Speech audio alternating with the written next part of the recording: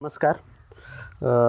महाराष्ट्र शासन कृषी विभागामार्फत आजच्या कार्यक्रमास उपस्थित सर्व शेतकरी बांधव, महिला वर्ग आणि आमचे स्टाफ, कृषी विभागाचा सर्व स्टाफ, कृषी सहाय्यक, कृषी पर्यवेक्षक, मंडल कृषी अधिकारी या कार्यक्रमास उपस्थित आहात.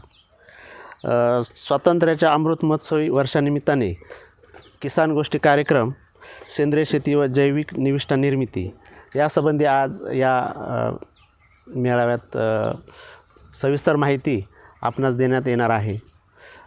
सर्वांचेच सर्वांचेच हार्दिक स्वागत. आजच्या या कार्यक्रमास मान्य कस्तुरी पवार मॅडम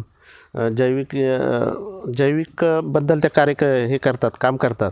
अभिनव फार्मर्स फुरसुंगी येथे त्यांचं खूप मोठं काम आहे आणि त्या पूर्ण महाराष्ट्रभर आपले व्याख्यान देत असतात आणि स्वतः त्या काम करत असल्यामुळे इतर शेतकऱ्यांना ते जास्तीत जास्त फायदा कसा होईल याविषयी त्या लेक्चर देत असतात. ते आपणास मार्गदर्शन करणार आहेत. त्यांचं पण स्वागत. नंतर वैभव पवार ते पण उपस्थित आहेत. ते पण याविषयी मार्गदर्शन करणार आहेत. या फार्मचे सर्व मान्य विपिन शहा JD फार्मचे हे आहेत. ते पण आपल्याला मनोगत व्यक्त करणार आहेत. त्यांनी जवळजवळ 53 एकरवर त्यांचा हा फार्म असून नाविन्यपूर्ण गोष्टी त्यांनी इथं घेतल्या आहेत, त्याविषयी ते मार्गदर्शन करतील. नंतर आमचे साळेसाहेब तालुका कृषी अधिकारी हवेली हे पण आपणास मार्गदर्शन करणार आहेत. मंडल कृषी अधिकारी कडलक साहेब, वाळुंजकर साहेब हे पण मार्गदर्शन करणार आहेत. आता जास्त वेळ न घेता आपण पुढील कार्यक्रमास सुरुवात करूया. याच्यानंतर कडलक साहेब आपणास मार्गदर्शन करतील.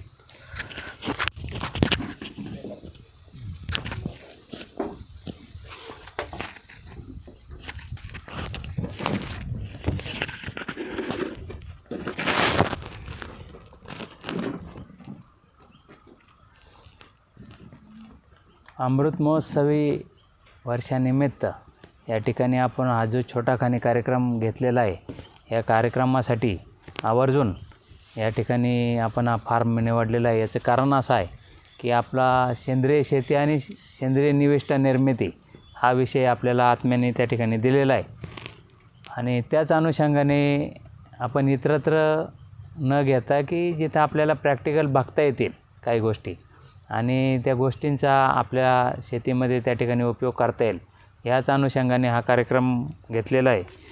आणि या कार्यक्रमासाठी आवर्जून उपस्थित राहिलेले आपले तालुक्याचे तालुका कृषी अधिकारी मान्य साळेसाहेब, त्याचप्रमाणे आमच्या या ठिकाणी मार्गदर्शन करण्यासाठी कस्तुरी पवार मॅडम, आमचे BTM आत्मा शिंदे मॅडम, त्याचप्रमाणे आमचे सहकारी डावकर साहेब, वाळुंजकर साहेब, उपस्थित सर्व कृषी सहाय्यक आणि शेतकरी बंधूंनो. खरं तर सेंद्रिय शेतीची गरज का भासली किंवा सेंद्रिय निविष्ठा आपण त्या ठिकाणी निर्माण का करायचे आहेत, याचं खरं कारण आपल्याला कल्पना आहे की जीवस्य जीवनम, म्हणजे आपण जीवस्य जीवनम म्हणजे का आपण असं म्हणायचं आहे की आपल्यावरती काही अवलंबून असणारे जीव असतील किंवा शेतीवर अवलंबून असणारे प्राणी मात्र असतील, वनस्पती असतील, ही सगळी अन्नसाखळी आहे आणि अन्नसाखळी ही सुरळीतपणे चालू राहिली पाहिजे आणि तरच आपण सगळं पर्यावरणाचा ऱ्हास थांबवू शकू आणि त्या ठिकाणी सगळं मेंटेन करू शकू. तर ते अतिशय गरजेचं आहे. याचं कारण असं आहे की आपल्याला माहिती आहे की आपण 1965 साली आपल्याला त्या ठिकाणी मिलोआत करावा लागला होता. धान्याची टंचाई होती, भाजीपाल्याची टंचाई होती, फळांची टंचाई होती. तर हरित क्रांतीनंतर आपण त्या ठिकाणी आज स्वयंपूर्ण झालेलो आहोत. परंतु स्वयंपूर्ण झालेलो आहोत हे होत असताना आपण काही त्या ठिकाणी पर्यावरणाचाही ऱ्हास त्या ठिकाणी केलेला आहे की जास्तीत जास्त खतांचा, औषधांचा वापर आणि त्याच्यामुळं त्या ठिकाणी वेगवेगळे आजार, ह्या सगळ्या बाबींचा आपण त्या ठिकाणी आज बघतो आहे की फार मोठा सहन करावा लागतो आहे, तोटा सहन आपल्याला करावा लागतो आहे. आणि त्याच अनुषंगाने आपण सेंद्रिय शेतीकडे का वळवलं पाहिजे आणि सेंद्रिय शेती आपण पाहतो आहे की पंजाबमध्ये मोठ्या प्रमाणावर भात आणि गहू पिकं घेतली जातात, बटाटा ही पिकं घेतली जातात, परंतु मोठ्या प्रमाणावर कॅन्सरचे पेशंट त्या ठिकाणी आढळून आलेले आहेत आणि हे काढून आलेले ते जमिनीमध्ये जास्तीत जास्त रासायनिक खतं आणि कीटकनाशकांचा वापर झाला. त्याचे अंश त्या ठिकाणी जमिनीत उतरले आणि ते अंश उतरल्यामुळे त्या ठिकाणी ते आपल्या अन्नात म्हणजे गव्हामधून किंवा भातामधून बटाट्यामधून आपल्या पोटामध्ये आले आणि कॅन्सरचा उद्रेक व्हायला लागला. आपण पाहतो आहे आपल्या भागामध्ये सुद्धा मोठ्या प्रमाणावर औषधं मारतात आणि तेच त्या ठिकाणी मार्केटला जात आहे. मग त्याच्यामध्ये भाजीपाला असेल, त्याच्यामध्ये ऊस असेल, त्याच्यामध्ये त्या ठिकाणी गहू असेल, तांदूळ असेल, अशा सगळ्या वेगवेगळ्या याच्यातून अन्नधान्यातून किंवा मग गाईचं दूध असेल, तर याच्यामध्ये सुद्धा त्या ठिकाणी मोठ्या प्रमाणावर विषारी अंश सापडलेले आहेत. आणि म्हणूनच आपण या सेंद्रिय शेतीकडे आज या ठिकाणी वळतो आहे. आपल्याला माहिती आहे सेंद्रिय शेती का करायची, तर आपली जी जमीन आहे या जमिनीमध्ये काही सूक्ष्म जीवजंतू काम करतात. आता सूक्ष्म जीवजंतू म्हणजे काय आहेत की काही वेगवेगळ्या प्रकारचे जीवाणू काम करतात, वेगवेगळ्या प्रकारचे बुरशी काम करतात, वेगवेगळ्या प्रकारचे त्या ठिकाणी गांडूळ आहेत, त्याचप्रमाणे काही प्रोटोझो आहेत, नेमॅटोड आहेत, असे वेगवेगळे जंतू त्या ठिकाणी जमिनीची त्या ठिकाणी काळजी घेत असतात. आणि हे जे पालापाचोळा आहे किंवा जे सेंद्रिय घटक आहे हे सगळे त्या ठिकाणी कुजवतात आणि ते त्यांचं अन्न आहे. मग ते अन्न कुजवून त्यानंतर ते त्या ठिकाणी वनस्पती घेतात. वनस्पती घेतल्यानंतर वनस्पतीपासून जे त्या ठिकाणी फळं मिळतात ते आपण त्या ठिकाणी मानव घेतो. चारा जो असेल ते जनावरं त्या ठिकाणी घेतात आणि त्यांच्याकडून जो वेस्टेज येतो तो परत जमिनीचा त्या ठिकाणी गेला पाहिजे. अशा प्रकारे ही जी सायकल ही म्हणजे जमिनीमधून फक्त फळे आणि बी एवढंच आपण त्या ठिकाणी काढलं पाहिजे आणि बाकीचं सगळं त्या ठिकाणी परत जमिनीत गेलं पाहिजे, तरच हे सगळं रुटीन त्या ठिकाणी चालू राहणार आहे. आणि तरच पर्यावरणाचा ऱ्हास न होता आपण ही सेंद्रिय शेती ही जी फार पूर्वीसुद्धा आपण करायचो, जास्त शेतीला डिस्टर्ब करायचो नाही किंवा खोल नांगरट करायचो नाही, झिरो टिलेज करायचो, शून्य मशागत पद्धतीचा वापर करायचो आणि जास्तीत जास्त पर्यावरणाला डिस्टर्ब न करता त्याच्यापासून जे मिळणारं फळं असतील, कंदमुळे असतील किंवा बियाणं असेल त्याचा वापर आपण त्या ठिकाणी आपल्या उपयोगिकीसाठी करायचो, जनावरांच्या उपयोगिकीसाठी करायचो आणि उर्वरित परत जमिनीमध्ये टाकायचो. म्हणजे ही पद्धत ही आपण त्या ठिकाणी या हरित क्रांतीच्या युगामध्ये त्या ठिकाणी कमी झालेली आहे. त्यावेळी गरज होती की आपल्याला अन्नधान्याची गरज होती म्हणून आपण मोठ्या प्रमाणावर ते केलं. पण आता परत असं त्या ठिकाणी निदर्शनास येतं आहे की आता आपल्याला त्या ठिकाणी परत पर्यावरणाचा समतोल साधून त्या ठिकाणी मग शाश्वत विकास करण्याची गरज आहे. मग हा शाश्वत विकास कसा होईल, तर आपण त्या ठिकाणी सेंद्रिय शेतीच्या माध्यमातून त्या ठिकाणी गांडूळ खत असेल, कंपोस्ट असेल, त्या ठिकाणी जनावरांचं शेणखत असेल, हिरवळीचं खत असेल, याचा सर्वाचा वापर करून त्या ठिकाणी जमिनीची सुपीकता त्या ठिकाणी राखणं अतिशय गरजेचं आहे. आणि ज्यावेळेस जमिनीची सुपीकता राखली जाईल त्यावेळी आपल्या जमिनीतले असलेले जीवाणू असतील त्यांना मोठ्या प्रमाणावर त्याचं खाद्य त्या ठिकाणी उपलब्ध होईल आणि खाद्य उपलब्ध झाल्यानंतर त्यांची संख्या मोठ्या प्रमाणावर त्या ठिकाणी जमिनीत वाढेल, जमिनीचा मगदूर चांगला होईल, भुसभुशीतपणा वाढेल आणि चांगलं ह्युमस त्या ठिकाणी जमिनीमध्ये तयार होईल. आणि म्हणून आणि त्यांचं त्या ठिकाणी ते तयार झाल्यानंतर ते पिकांना उपलब्ध होईल आणि पिकांची त्या ठिकाणी वाढ होईल, उत्पादन क्षमता वाढेल. ही सगळी सायकल त्या ठिकाणी आपण या सेंद्रिय शेतीच्या माध्यमातून परत करणार आहोत. आणि त्यामुळे आपण हा सेंद्रिय शेती आणि सेंद्रिय निविष्ठा हा छोटासा कार्यक्रम या सुवर्ण महोत्सवी निमित्त या ठिकाणी घेतलेला आहे. तर निश्चितच या बाबीची अतिशय गरज आहे. आपण या JD फार्म या ठिकाणी जमलेलं होतं, त्यांचा 54 एकरचा फार्म हा या ठिकाणी सेंद्रिय शेतीचा आहे की नोकर रजिस्टर्ड त्या ठिकाणी सेंद्रिय प्रमाणीकरण केलेलं आहे. त्याच्यामध्ये त्यांनी फळझाडे, भाजीपाला या ठिकाणी घेतलेले आहे आणि ते पूर्णतः सेंद्रिय गांडूळ खतावरती आणि जमिनीत उपलब्ध असणारा पालापाचोळा कंपोस्ट करून त्या ठिकाणी गांडूळ खत, नॅडेप, त्यानंतर S9 कल्चर आणि शेणखताची स्लरी या सगळ्याचा वापर त्यांनी आपल्या शेतीमध्ये त्या ठिकाणी केलेला आहे. निश्चितच हे विषमुक्त त्या ठिकाणी अन्न किंवा विषमुक्त फळे, भाजीपाला त्या ठिकाणी ते त्या ठिकाणी घेतात. निश्चितच अशा प्रकारच्या अनेक फार्मची आपल्याला त्या ठिकाणी गरज आहे. आपण आत्ताच सध्याच्या उदाहरणामध्ये बघतो की आता इथून पुढे तुमचे पालापाचोळा, काडी कचरा, पाचट याचीसुद्धा जाळायला बंदी शासनाने आणलेली आहे.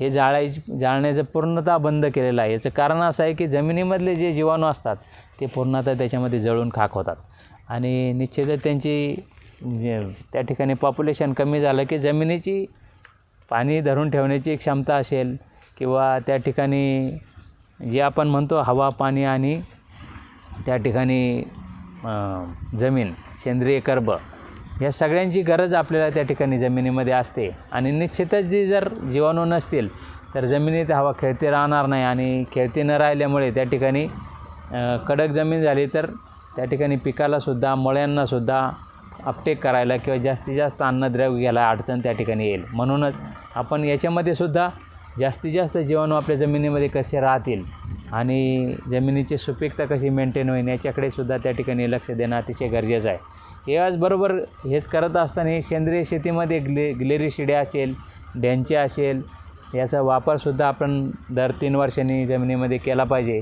याचं कारण आपल्याला माहिती आहे की जनावरांची लोकसंख्या आता कमी होत चाललेली आहे. म्हणजे शेणखत जे जमिनीला पाहिजे ते त्या ठिकाणी कमी होणार. तर ह्या माध्यमातून सुद्धा काही टनामध्ये आपल्याला त्या ठिकाणी ताक किंवा डॅंच्याचं त्या ठिकाणी कंपोस्ट तयार होणार आहे.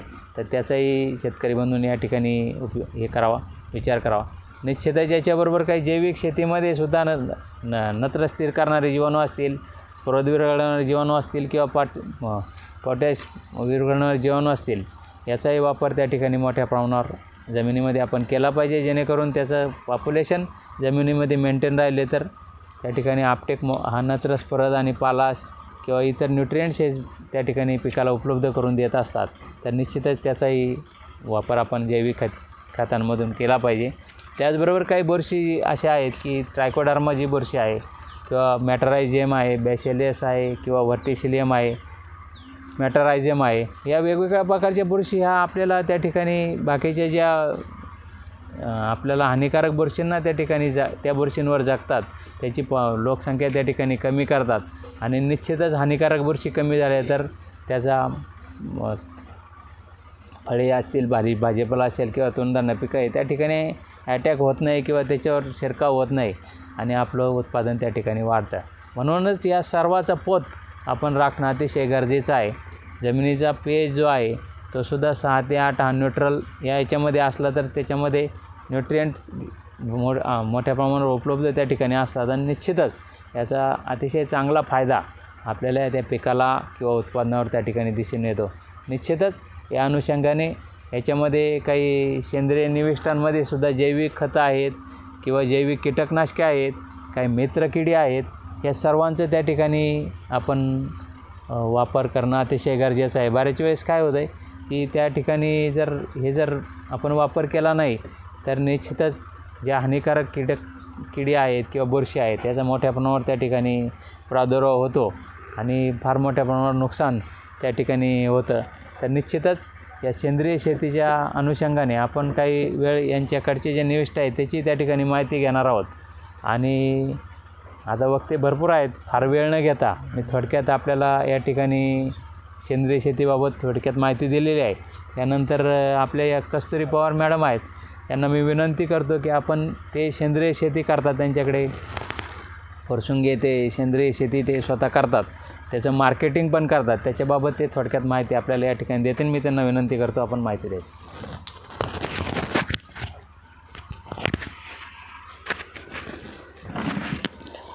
नमस्कार, मी कस्तुरी वैभव पवार. आज अमृत महोत्सवी वर्षानिमित्ताने सरांनी कार्यक्रम आयोजित केला, त्याबद्दल मी त्यांचे आभार मानते की मला आज त्यांनी इथं बोलण्याची संधी दिली. आजपर्यंत आपण शेती 1 एकरवरती करत आलेलो आहे, म्हणजे 1 एकर मुळा लाव, 1 एकर पालक लाव, 1 एकर कोथिंबीर लाव. आजपर्यंत तुम्ही मला सांगा कधी आपल्याला चांगल्या प्रकारे उत्पन्न मिळालं आहे का? कधी हमीभाव भेटतो तर कधी मिळत नाही. हे आम्ही पण पारंपरिक शेती पहिल्यापासून करत होतो. मी माझे मिस्टर वैभव पवार आणि ते सिव्हिल इंजिनियर झालेले, मी ग्रॅज्युएशन शिकलेली, ग्रॅज्युएट आहे. तरी आमच्या या लक्षात आलं की जर आपण एकच पीक 1 एकर मुळा लावला तर तो 25,000ला मागितला आणि 1 एकर मुळाचे आमचे पहिल्यांदा 75,000 झाले होते. तेव्हा एक डिफरन्स आला. पहिल्या वेळेस चांगला हमीभाव मिळाला, दुसऱ्या वेळेस त्याच्यात आमचा उत्पादन खर्चसुद्धा निघाला नाही.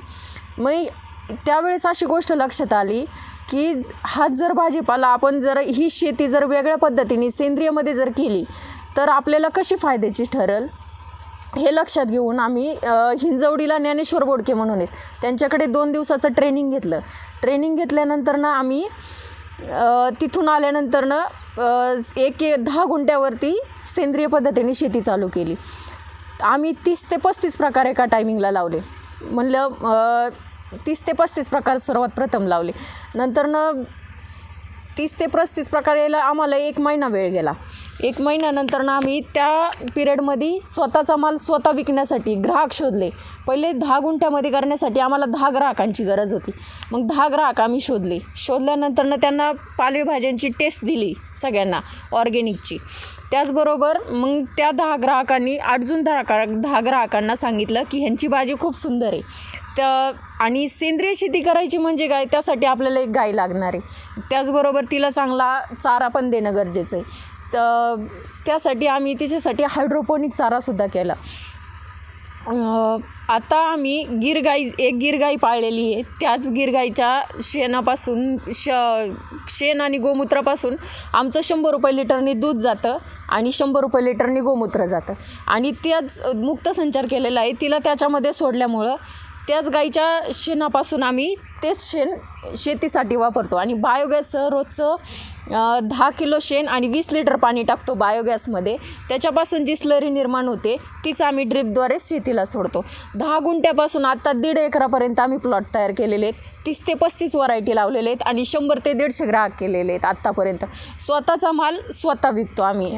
आत्तापर्यंत एकही मजूर वगैरे काही घेतलेलं नाही. आम्ही फक्त नवरा आणि बायको फक्त दोघंही काम करत असतो. आठवड्यातले 2 दिवस मार्केटिंगचे ठेवलेले आहेत, बुधवारी आणि रविवारी. ग्राहकांना आपल्याला काय हवं आहे ते जास्त कळणं गरजेचं आहे. आपण मोठ्या प्रमाणात जर कोथिंबीर, मेथी, शापू असं करत बसलो तर आपल्याला कधीच फिक्समध्ये हमीभाव मिळणार नाही आहे. आपल्याला फक्त आपल्याला ग्राहकाला काय हवं आहे एक फिक्स मार्जिन ठेवणं गरजेचं आहे. आमची कोथिंबीरीची गड्डी वर्षभर 20 रुपयाला मिळते. आता आत्ता जर मार्केटचा भाव तुम्ही पाहिला तर 30 ते 50 रुपयाला 40पर्यंत गड्डी गेलेली कोथिंबीरची. तर तीच गड्डी 2 महिन्यानंतर ना आता हिवाळ्यानंतर ना 2 ते 3 रुपयाला येणार आहे. तीच जर आपण कमी क्वांटिटीमध्ये जर केली तर आपल्याला वर्षभर 20 रुपये हमीभाव मिळणार आहे. हीच गोष्ट लक्षात घेऊन आपण शेतकऱ्यांनी स्वतःचा माल जर स्वतः विकला तर त्याला चांगला नेट प्रॉफिट राहू शकतो. त्याचबरोबर त्यांनी एक गाय पाळणं गरजेचं आहे. आमचं 100 रुपये लिटरनी दूध जातं, गोमूत्र जातं. त्याचबरोबर 50 रुपये लिटरनी स्लरी विकतो आम्ही. आपण जर शेतकऱ्यांचा एखादा ग्रुप तयार तर हा ठीक आहे. तुम्हाला जर नसेल एवढ्या 30-35 व्हरायटी करणं जमत तर आपण एकत्र येऊन सगळ्यांनी 11 शेतकऱ्यांचा गट तयार करू. 11 शेतकऱ्यांचा गट तयार केल्यानंतर प्रत्येकाने 2-2, 3-3 व्हरायटी लावा. दोघांना मार्केटिंगला ठेवा. त्यांनी सगळं एका पॅक हाऊसला माल आणू, पॅकिंग करू. पॅकिंग केल्यानंतर ना ते ग्राहकांपर्यंत पोचू.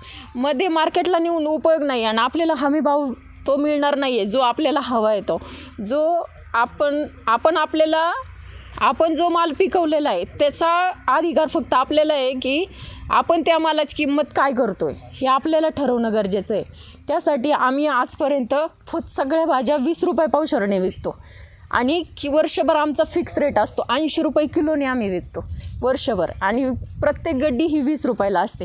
आपण ग्राहकाला आज तुम्ही कोरोनाच्या काळात बघता तर ग्राहकाला सगळ्यांना कळालेलं आहे की कोरोनानंतरनं आपण काय खाणं गरजेचं आहे. आता सेंद्रिय शेतीला खूप जास्त प्रमाणात महत्त्व येणार आहे.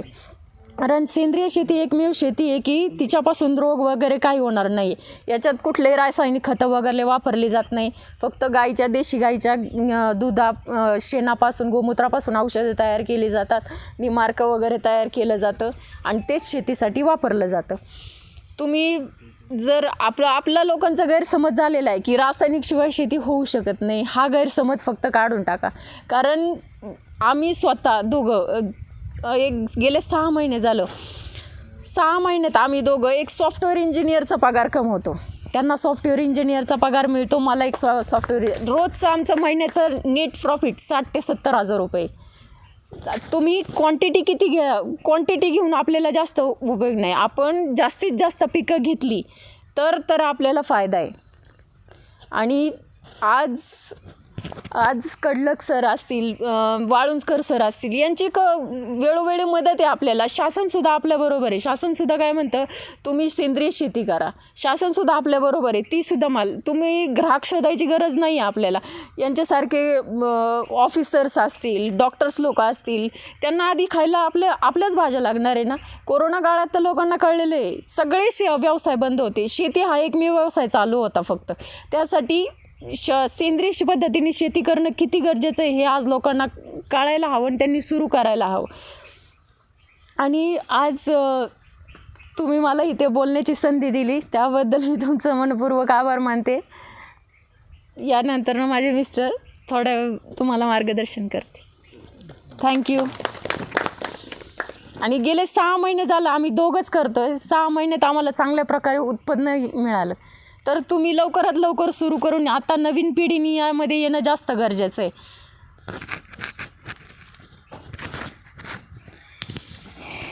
नमस्कार, माझं नाव वैभव पवार, राहणार फुरसुंगी.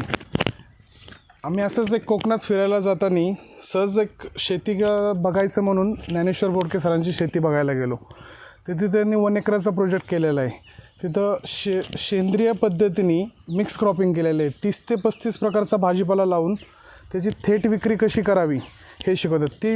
ते शिकल्यानंतर आम्ही तिथं 2 दिवसाचं लेक्चर अटेंड केलं. त्याच्यानंतर आम्ही तिथून येऊन फार्मवरती राहायला आलो. त्याच्या फार्मवरती राहायला आल्यानंतर आम्ही पहिल्यांदा गीर गाईचं शेण व गोमूत्र टाकून तो प्लॉट तयार केला. म्हणजे 100 दिवसामध्ये पण ऑर्गॅनिक फार्म तयार होऊ शकतो हे तिथं शिकवलं गेलं. की त्याच्यानंतर त्याचे टेस्टिंग रिपोर्ट्स केले. एक 4 ते 5 महिन्यानंतर टेस्टिंग रिपोर्ट केले. त्याच्यानंतर आम्ही 30-35 प्रकारचा भाजीपाला लावून त्याची स्वतः पॅकिंग ग्रेडिंग करून थेट एमनोरा, मगरपट्टा अशा ठिकाणी आम्ही विकतो. कोरेगाव पार्कमध्ये विकतो. गायपासून दूध तर आम्ही विकतोच, पण दुधापासून जर आपण प्रोडक्ट बनवले तर आता आम्ही गाईचं तूप तयार करतो. 2,500 रुपये किलोने तूप जातं. गोमूत्र 10 ml बॉटल पॅक करतो, ते 10 रुपयाला बॉटल जाते. त्याचा रेशो काढला तर 1 लिटरला 100 रुपये भाव भेटतो आम्हाला.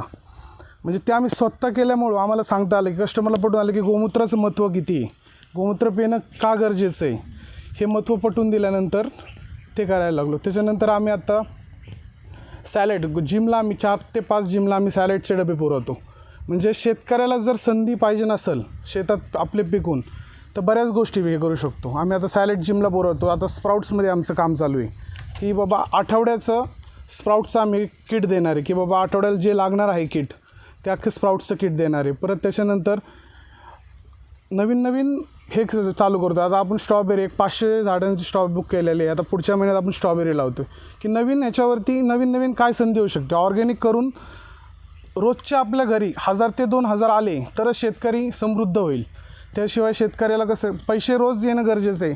ऊस लावला 1 वर्षाने पैसे येणार आहे.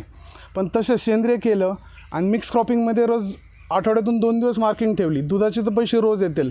आठवड्याचं 2 दिवस मार्केटिंग करून विकलं तर रोजचा ॲव्हरेज पडलं तर 2000 रुपये घरात आले तर शेतकऱ्याला बाकीच्या गोष्टींची गरज नाही आहे. आपण जर वाट पाहत बसलो की बाबा आपलं कर्जमाफीत नाव येईल, हे येईल, ते येईल, त्यापेक्षा कर्जमाफीत नाव येण्यापेक्षा आपणच आपले हमीभावाची वाट पाहण्यापेक्षा आपण आपले जर रेट ठरवले, आपण आपलं जर पिकवलं आणि चांगल्या क्वालिटीने जर माल दिला तर 100% भाजीपाल्याला रेट हा चांगला भेटू शकतो आपल्याला. पण आपण ते स्वतः थोडीशी आपल्याला लाज वाटते की बाबा आपण शेतकऱ्यांनी कसं पॅकिंग करायचं, कसं विकायचं, शेती करायला पण लाज वाटते. आता आम्ही पहिल्यांदा आम्ही शेतीमध्ये आलेलो, आमची शेजारची पण आम्हाला नावं ठेवायची. आज ते आमची देऊन विचारतात की कसं करताय, कसं नाही, कसं करताय. म्हणजे आज 70,000 रुपये महिना हा शेतीतून येऊ शकतो हे पण लोकांना खोटं वाटत होतं.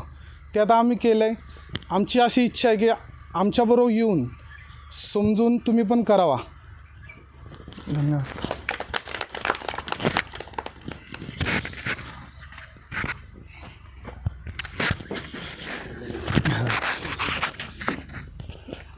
यानंतर या सेंद्रिय शेती फार्मचे मालक माननीय विपिन शाह साहेब त्यांच्या भाषेमध्ये ते कशाप्रकारे सेंद्रिय शेती करतात, मार्केटिंग करतात याबाबत त्यांचे मनोगत व्यक्त करतायत.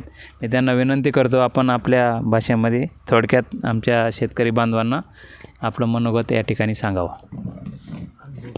अनुभव करा तुमचं मार्केटिंग कधीपासून केलं आहे.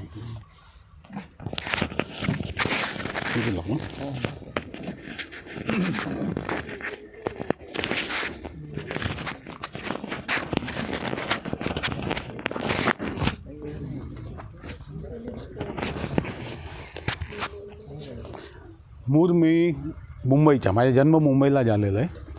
मुंबईला आमच्या मकान मालकला हे सगळे झाड होतं आमच्याकडे. तर मकान मालक सगळे लहान लहान मुलाला आम्हाला सगळे रविवारी कामाला लावायचे.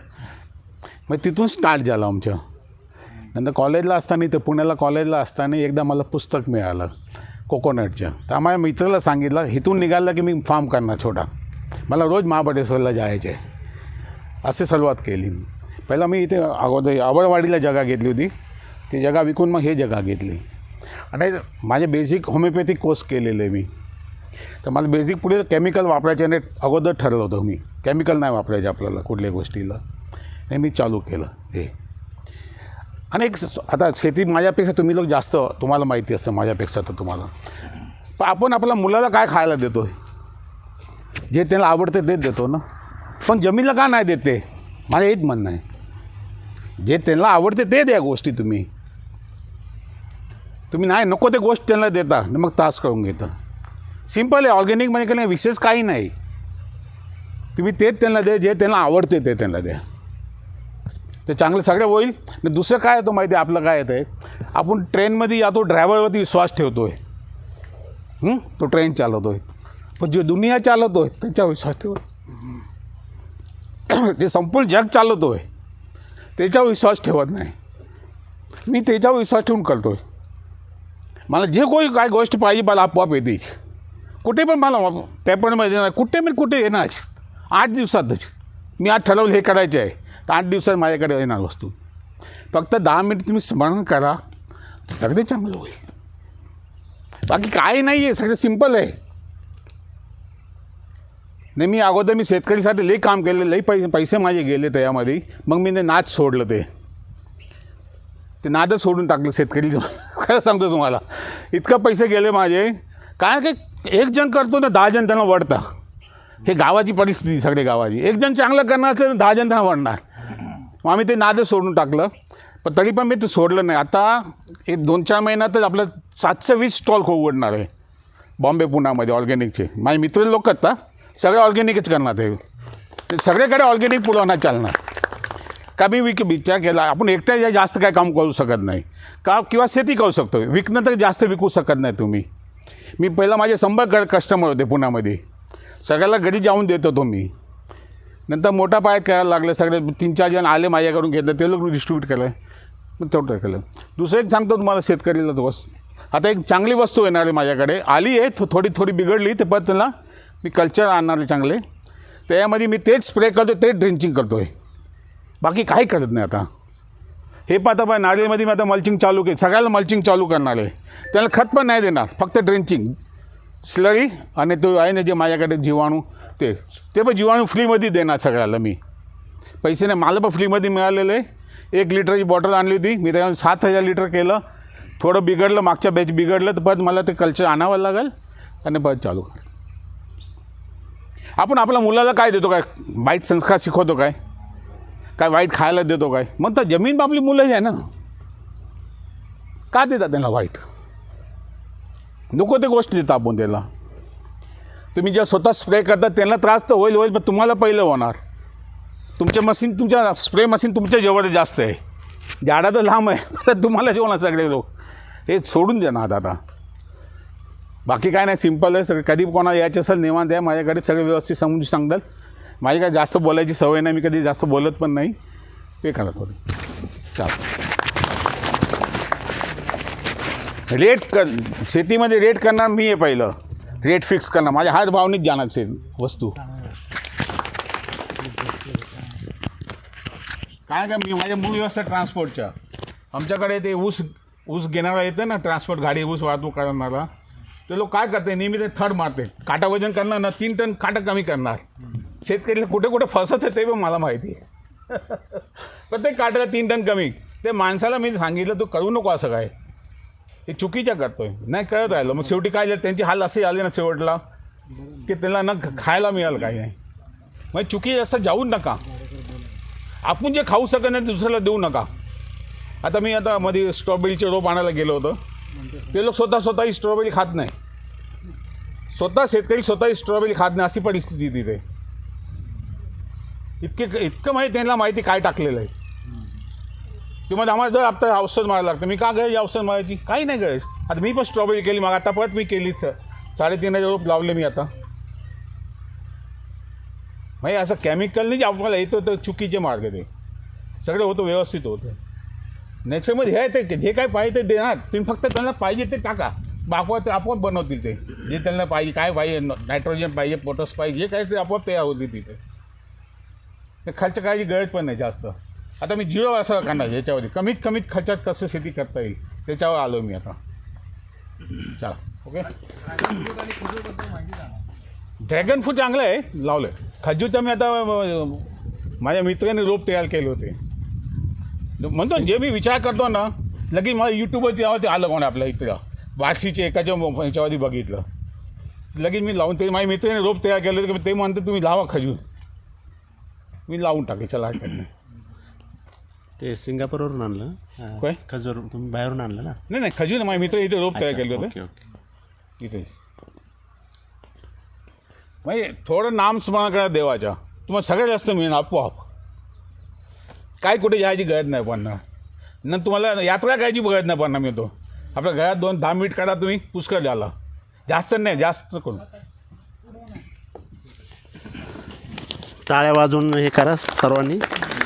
विपिन शाह साहेबांनी त्यांनी अगदी त्यांच्या ओघवत्या ह्याच्यात सांगितलेले, त्यांचे अनुभव त्यांनी शेअर केलेले आहेत. ह्याच्यात मॅक्झिमम आहे तेच, बिलकुल बाहेर इथलं काय द्यायचं नाही. इथलंच कुजवायचं, त्याची स्लरी करायची, त्याचं कंपोस्ट करायचं आणि जास्तीत जास्त सेंद्रिय कसं होईल ते आता ड्रेंचिंग करतात. सर्व त्यांचं ड्रेंचिंग वगैरे आहे.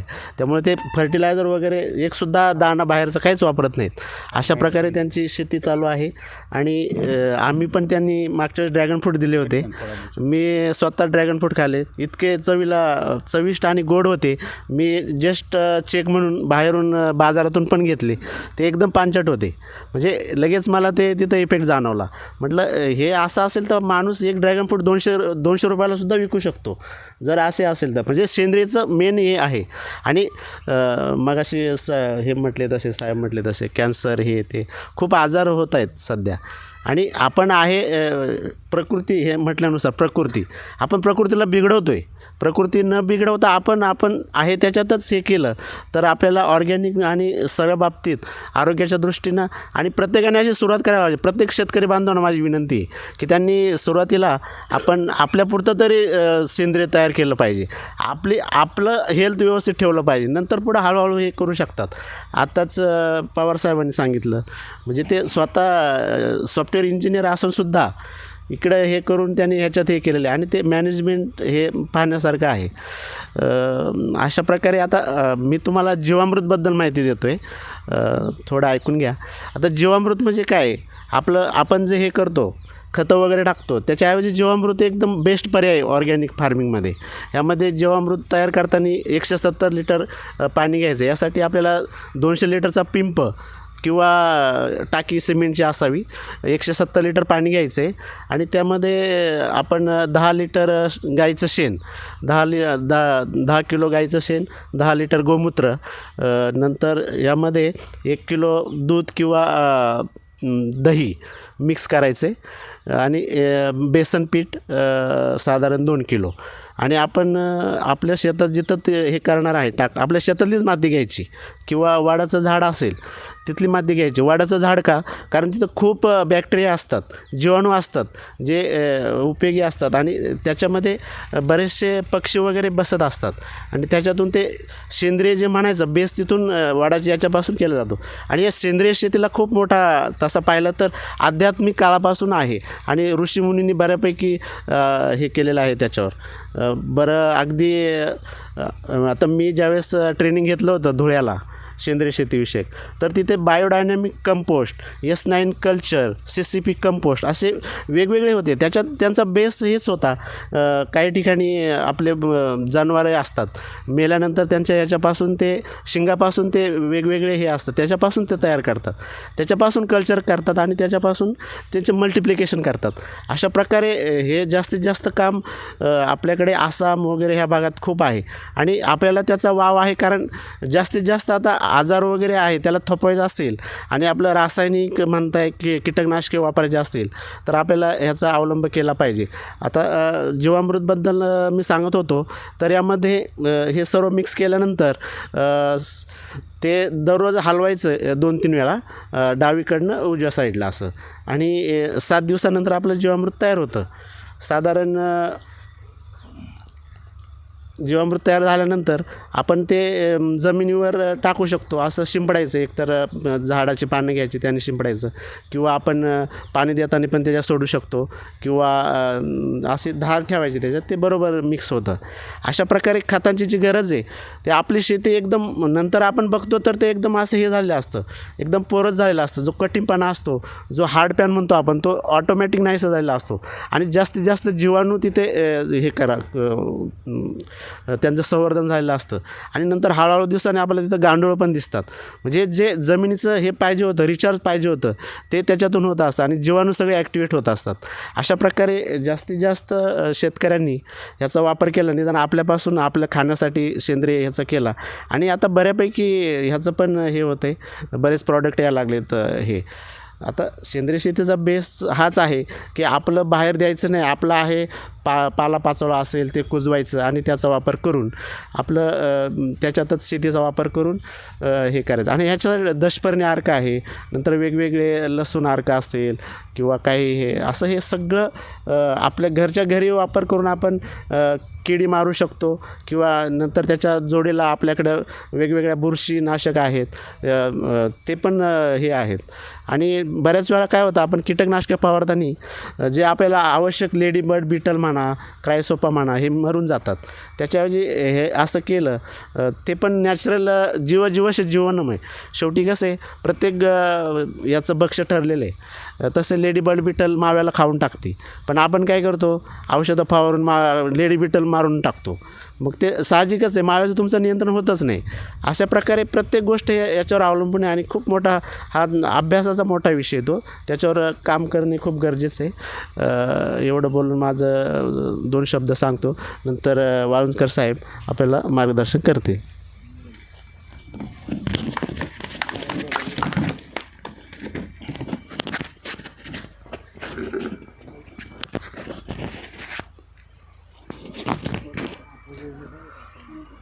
नमस्कार शेतकरी बंधूंनो, मी मेघराज वाळुंजकर, कृषी परीक्षक हडपसर. आज आपण सुवर्ण महोत्सवी वर्षानिमित्त महाराष्ट्र शासन कृषी विभाग आणि कृषी तंत्रज्ञान यंत्रणा आत्मा पुणे यांच्या संयुक्त विद्यमाने आज तालुका कृषी अधिकारी हवेली, मंडल कृषी अधिकारी हडपसर यांच्या वतीने आज आपण जो किसान गोष्टी कार्यक्रम आणि जी काय आपली ज्या योजना आहेत, या योजनांची आपल्या प्रसार आणि प्रसार करायचा, त्या दृष्टीने जी आपण मोहीम राबवली की सेंद्रिय शेती आणि जैविक निविष्ठा निर्मिती, हा आपला किसान गोष्टीचा आणि आजच्या जो मोहिमेचा कार्यक्रम आहे. या कार्यक्रमामध्ये सेंद्रिय शेती आणि त्यामध्ये वापरणाऱ्या निविष्ठा याबाबत सविस्तर मार्गदर्शन आपल्याला मिळणार आहे. मित्रहो, आज जो कार्यक्रम आयोजित केला आहे महाराष्ट्र शासनातर्फे, आजच्या या कार्यक्रमाच्या निमित्तानं आमच्या तालुका कृषी अधिकारी हवेलीचे माननीय मारुती साळेसाहेब प्रमुख पाहुणे म्हणून उपस्थित आहेत. आज आपल्या कार्यक्रमाचे अध्यक्ष म्हणून आपले विपिन शाह, एक सर्वेसर्वा ह्या फार्मचे सर्वेसर्वा आहेत, त्यांनी त्यांच्या फार्मबद्दल माहिती दिलीच आहे. आमच्या मंडळचे कृषी अधिकारी श्री कर्डक साहेब अतिशय हिरिरीने, अगदी सेंद्रिय शेती असो की कुठलाही विषय असो, त्यांनी या कार्यक्रमाला म्हणजे दिशा दिली आजची. त्यानंतर आमचे प्रमुख पाहुणे म्हणून वक्ते म्हणून ज्या आहेत त्या कस्तुरी पवार मॅडम, आमच्या आत्म्याच्या सहाय्यक तंत्रज्ञान व्यवस्थापक रेश्मा मॅडम आहेत, आमचे कृषी परीक्षक हडपसर 2चे डावकर साहेब आहेत. आणि जो आपण इथं कार्यक्रम आयोजित केला आहे आणि जी संधी तुम्हाला उपलब्ध करून दिली आमच्या ह्या कुंजीरवाडीचे कृषी सहाय्यक श्री महाडिक साहेब आणि सर्व गावामधून आमचे क्षेत्रीय स्टाफ जे आहेत आमच्या लोणी काळभोरच्या आपल्या ह्या लोणी काळभोरच्या मॅडम आहेत, नंतर आमच्या कदम वस्तीच्या मॅडम आहेत, त्याच्यानंतर लोणी काळभोर असेल, नंतर तुमचं खाली उरुळी कांचन असेल, सगळ्या भागातून आमच्या क्षेत्रीय स्तरावरून काही शेतकरी येथे उपस्थित राहिलेले आहेत. आज सेंद्रिय शेती म्हणलं की खूप मोठा विषय आहे. म्हणजे जो विषय आहे की तो आपला एका तासामध्ये किंवा अर्धा तासामध्ये संपणारा विषय नाही. कारण गेले 2003, 4, 5 सालापासून मला योग आला की सेंद्रिय शेतीमध्ये काम करण्याचा आणि मी स्वतःहून इंटरेस्ट घेतला. 2003, 4, 5 असेल, बऱ्याचशा विद्यापीठाचं सेमिनार असतं की सेंद्रिय शेतीमध्ये 10 दिवस चालतं. ऑनलाईन प्रशिक्षण वर्ग असतात ते 10 दिवस चालतात. तुमचं राहुरी कृषी विद्यापीठ असेल किंवा तुमचं अकोल्याचं महात्मा मराठवाडा कृषी विद्यापीठ असेल परभणीचं, किंवा कोकण कृषी विद्यापीठाचं असेल. आज काय केलं त्यांनी, किंवा सेंद्रिय शेतीची काळाची गरज बघून की 10-10, 15-15 दिवसाचे प्रशिक्षण वर्ग केवळ फक्त सेंद्रिय शेतीमध्ये चालतात. का इतका विषय मोठा आहे, गहन आहे. प्रत्येक वक्त्यांनी आपल्याला आत्तापर्यंत आमचे कडलक साहेब असतील, शहा साहेब असतील किंवा आमचे डावकर साहेब असतील, त्या मॅडम त्यांचे समजा मिस्टर जे वैभव पवार असतील, यांनी खूप तुम्हाला माहिती दिली. त्याच्यामध्ये इतका विषय मोठा आहे की तो विषय अगदी एका तासामध्ये संपण्यासारखा विषय नाही. तो खरं तसं म्हणतो आपण संप्रदायामध्ये एक पारायण लावलं पाहिजे किंवा सप्ताह लावला पाहिजे, त्या पद्धतीचं हे खरं काम आहे. किंवा तुम्ही जर म्हणले की एका तासामध्ये सगळे विषय कवर करा तर कवर होत नाहीत. परंतु विषयाला खूप गांभीर्य आहे. आज सेंद्रिय शेती का करायची, गरज का आहे, रासायनिक शेती का करायची नाही, आपण रासायनिक शेती करत आलो आहोत. आज बघा आपण अमृत महोत्सव म्हणतो, 75 वर्षे आपल्या देशाला स्वातंत्र्य झालं. समजा ते इंग्रज गेले, परंतु आपण शेतीच्या बाबतीत स्वातंत्र्य आपल्याला मिळालेलं नाही. आजही आपण इंग्रजांच्या पारतंत्र्यामध्ये असल्यासारखं आहे. कारण तुम्ही म्हणाल की असं कसं काय स्वातंत्र्य मिळाल्यानंतर शेतकरी कसा पारतंत्र्यामध्ये आहे. कारण शेतकऱ्यांनी काय केलं आहे की जी समजा 1966 सालामध्ये किंवा 70च्या दशकामध्ये आपल्याला जी गरज होती, त्यावेळेस मोठ्या प्रमाणात रासायनिक खतं वापरली, कीटकनाशकं वापरली, तणनाशकाचा वापर केला आणि उत्पन्न वाढवलं. परंतु आपण काय झालं, बहुराष्ट्रीय कंपन्याच्या आहारी गेलोत. म्हणजे त्यांच्या पारतंत्र्यामध्ये आज आपण आहोत. आपल्याला शेतीबद्दल शेतकऱ्यांना स्वातंत्र्य मिळालेलं नाही. कारण शेतकऱ्याने खूप विचार करणं गरजेचं आहे. प्रत्येक शेतकरी हा पायापुरता विचार करतो आहे. जसं विपिन शहांनी खरं म्हणजे इथं बघितल्यानंतर ही जे नैसर्गिक वातावरण आहे ते जर म्हटले की बा करता करिता कोण आहे, देव आहे. बरोबर आहे. कारण त्यांनी इथं देव निर्माण केलेला आहे. बघा, देव हा माणसामध्ये असतो. म्हणजे आपण मंदिरामध्ये जातो, आपण म्हणतो की तिथं देव आहे, परंतु देव हा प्रत्येक माणसामध्ये आहे, तुमच्या आमच्यामध्ये आहे. प्रत्येक व्यक्ती ही देवत्व प्राप्त करण्याला तसा प्रयत्न केला पाहिजे. त्यांनी येतं जी म्हणजे परिसंस्था जी आहे तुमची, सगळ्या प्रकारची फळझाडं आहेत, सगळ्या प्रकारची वृक्षवल्ली आहेत. म्हणजे साहेब जसं म्हणले की जीवस्य जीवनम, प्रत्येक इथं जी इकोसिस्टीम जी डेव्हलप झाली ती बरोबर आहे. कारण प्रत्येक किडीला किंवा प्रत्येक ह्याला त्याचं खाण्याचं किंवा त्याच्या जगण्याचं साधन इथं यांनी निर्माण केलं आहे. त्यामुळे त्यांना इथं किडी किंवा रोग हे दिसून येणार नाहीत. आता महत्त्वाचं धरलं तर सेंद्रिय शेती आपण जी म्हणतो की पारतंत्र्यामध्ये गेलोत, आपण बहुराष्ट्रीय कंपन्याच्या आहारी गेलोत. मग आता मोठ्या प्रमाणात वापर झाला. म्हणजे रासायनिक शेती करत असताना आपण मोठ्या प्रमाणात रासायनिक खतं वापरली, कीटकनाशकं वापरली, तणनाशकं वापरली. म्हणजे काय झालं, अतिरेक झाला, पाण्याचा बी अतिरेक झाला. याच्यामुळं काय झालं की आपण कुठलीही, आता बघा आम्हाला विद्यापीठामध्ये शिकवलं गेलं की कोणतंही पीक घ्यायचं म्हणलं ते कृषी विद्येमध्ये काय सांगितलं गेलं, किंवा तुम्हाला उत्पादन घ्यायचं म्हणलं तर काय तुम्ही अभ्यास केला पाहिजे. पहिला जमिनीचा अभ्यास केला पाहिजे, नंतर तुम्ही पाण्याचा अभ्यास केला पाहिजे, नंतर तुम्ही हवामानाचा अभ्यास केला पाहिजे. म्हणजे कोणतंही पीक घ्यायचं म्हणलं की जमीन चांगली पाहिजे, त्यानंतर हवामान चांगलं पाहिजे, त्यानंतर तुम्हाला पाणी चांगलं पाहिजे. मग आपल्या यात कोणतं चांगलं राहिलं आहे, कोणतं चांगलं राहिलेलं नाही. आज विचार करण्याची वेळ आहे की आपली जमीन खराब झालेली, आपलं पाणी खराब आहे, आपलं वातावरण खराब आहे. वातावरणामध्ये काय झालं आहे की तुमचं तापमान सतत खालीवर, ह्युमिडिटी जास्त कमी प्रमाणात होते. त्यामुळे पिकावर वेगवेगळ्या प्रकारचे रोग आणि कीड येतात. दुसरं म्हटलं तर जमिनीमध्ये काय झालं आहे की जमीन ही आपल्याला कशी पाहिजे, सुपीक पाहिजे. कुठलंही पीक घ्यायचं म्हटलं की जमीन सुपीक लागते, परंतु सुपीकता राहिलेली नाही, जमीन जिवंत राहिलेली नाही आहे. मित्रांनो, तुम्ही म्हणाल की जमीन जिवंत कशी नाही, जमीन जिवंत असेल तर जमिनीमध्ये जीवाणू असतात. आपण काय केलं की इतका रासायनिक खताचा किंवा कीटकनाशकाचा किंवा तणनाशकाचा भडीमार केलेला आहे. त्या जमिनीमध्ये कुठल्या प्रकारचे जीवाणू शिल्लक राहिलेले नाहीत. म्हणजे जीवाणू जर शिल्लक नसतील तर जमीन जिवंत नाही. जमीन जिवंत नाही म्हणजे तुमचं पीक येणार नाही. तुम्ही म्हणाल की पीक कसं येणार नाही, तर जर तुमच्या जमिनीमध्ये जीवाणूच नसतील तर पीक कसं येईल. कारण खरं काम करतं आहे, जी खरी इंडस्ट्री आहे आपल्या शेतीची, ती खरी जीवाणू आहेत. म्हणजे आपलं जी काय उत्पादन निघतं ते फक्त जीवाणू काढतात. फक्त तुम्ही आम्ही करीत आहोत. शेतकरी काय करतात, दुकानातून खत आणतात आणि जमिनीमध्ये टाकतात. परंतु खरं काम कोण करतं तर जीवाणू करतात. आणि ते अनंत प्रकारचे जीवाणू आमच्या कळलक साहेबांनी त्यांनी त्याच्यामध्ये MSCचं ज्ञान घेतलेलं आहे. वेगवेगळ्या प्रकारचे जीवाणू तुम्हाला त्यांनी सांगितले. खरोखरच म्हणजे जे काय काम होतं आहे की जे काय उत्पादन निघतं आहे ते फक्त जीवाणू आहे. आणि आपल्या ह्या विपिन शहा साहेबांनी इथे जीवाणू निर्माण केले आहेत. त्याच्यामुळे तुम्हाला इथं बघा प्रसन्न वातावरण आहे. सगळ्या प्रकारचं ते कुठल्याही प्रकारचं केमिकल वापरत नाहीत. म्हणून आपल्याला जमिनीमध्ये जिवंतपणा पाहिजे. तो जमिनीमध्ये जिवंतपणा हा जीवाणूमुळे राहील. जीवाणू कधी असतील जिवंत, तुम्ही कीटकनाशक किंवा तणनाशकं किंवा खतं वापरली नाही तर. मग समजा तुम्हाला जीवन ठेवायचे तर त्याला काय लागेल, जीवाणूला खाद्य काय आहे, तर जीवाणूला खाद्य हे सेंद्रिय पदार्थ आहे. बघा सेंद्रिय शेतीचं मूलतत्व काय आहे की शेतीमध्ये आपणच आपल्या निविष्ठा शेतावर बनवायच्या, बाहेरून काहीही विकत आणायचं नाही. बघा आता आज सेंद्रिय शेतीचा बराच प्रसार होतो आणि शेतकरी बरेचसे म्हणतात की मी सेंद्रिय शेती केलं तर मला परवडेल का, कारण रासायनिक शेतीपेक्षा काही निविष्ठा त्यांच्या महाग आहेत. म्हणून आपल्याला काय करायचं आहे की आपल्याला किसान गोष्टी कार्यक्रमामध्ये मेन उद्देश तोच आहे की आपल्याला सेंद्रिय शेतीच्या निविष्ठा शेतात करायच्यात, बाहेरून काही वापरायचं नाही. म्हणजे तुम्ही म्हणाल की एवढ्या निविष्ठावर आपलं पीक उत्पादन येईल का, येईल. कारण आपलं काय झालं, कुठल्या जमिनीमध्ये पीक घ्यायचं म्हटलं तर जमिनीचे 4 भाग असतात की जमिनीमध्ये बघा 25% हवा पाहिजे, 25% पाणी पाहिजे, 5% सेंद्रिय पदार्थ पाहिजे आणि 45% तुमचं खनिज द्रव्य पदार्थ पाहिजेत, जे आपण समजा खतामधून देतो ते. आता तुम्ही जर विचार केला जमिनीचा, पहिलं तुम्ही 25% पाण्याचा, 25% पाणी आहे का, आपण कसं बी समजा पाट पाणी देतो आहे बघा, 25% पाणी तुमचं कधी राहील किंवा 25% हवा कधी राहील. तुम्ही जर शेती ठिबक सिंचन खाली आणली तर तुम्हाला ते 25% हवा आणि 25% पाण्याचं तुमचं प्रमाण राखलं जाईल. परंतु सगळ्यांना शक्य नाही. परंतु त्यांनी काही जी पाट पाणी द्यायचं आहे ते मोठ्या प्रमाणावर जसं डौस असेल असं द्यायचं नाही. जेवढं पोच पाणी द्यायचं की जेवढं पिकाला आवश्यक तेवढंच पाणी जर दिलं तर तुमचं वापसा किंवा पाण्याचं किंवा हवेचं प्रमाण राहील. आता राहिला घटक तुमचा 5% सेंद्रिय पदार्थ.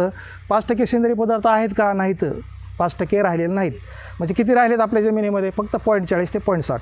तुम्ही कोणत्याही जिल्ह्यामध्ये महाराष्ट्रामध्ये कुठेही सर्वे केला, सगळ्या तज्ज्ञांनी त्याचा अभ्यास केला आणि त्याच्यामध्ये फक्त 0.40 0.60% आपल्याकडे सेंद्रिय पदार्थ आहे.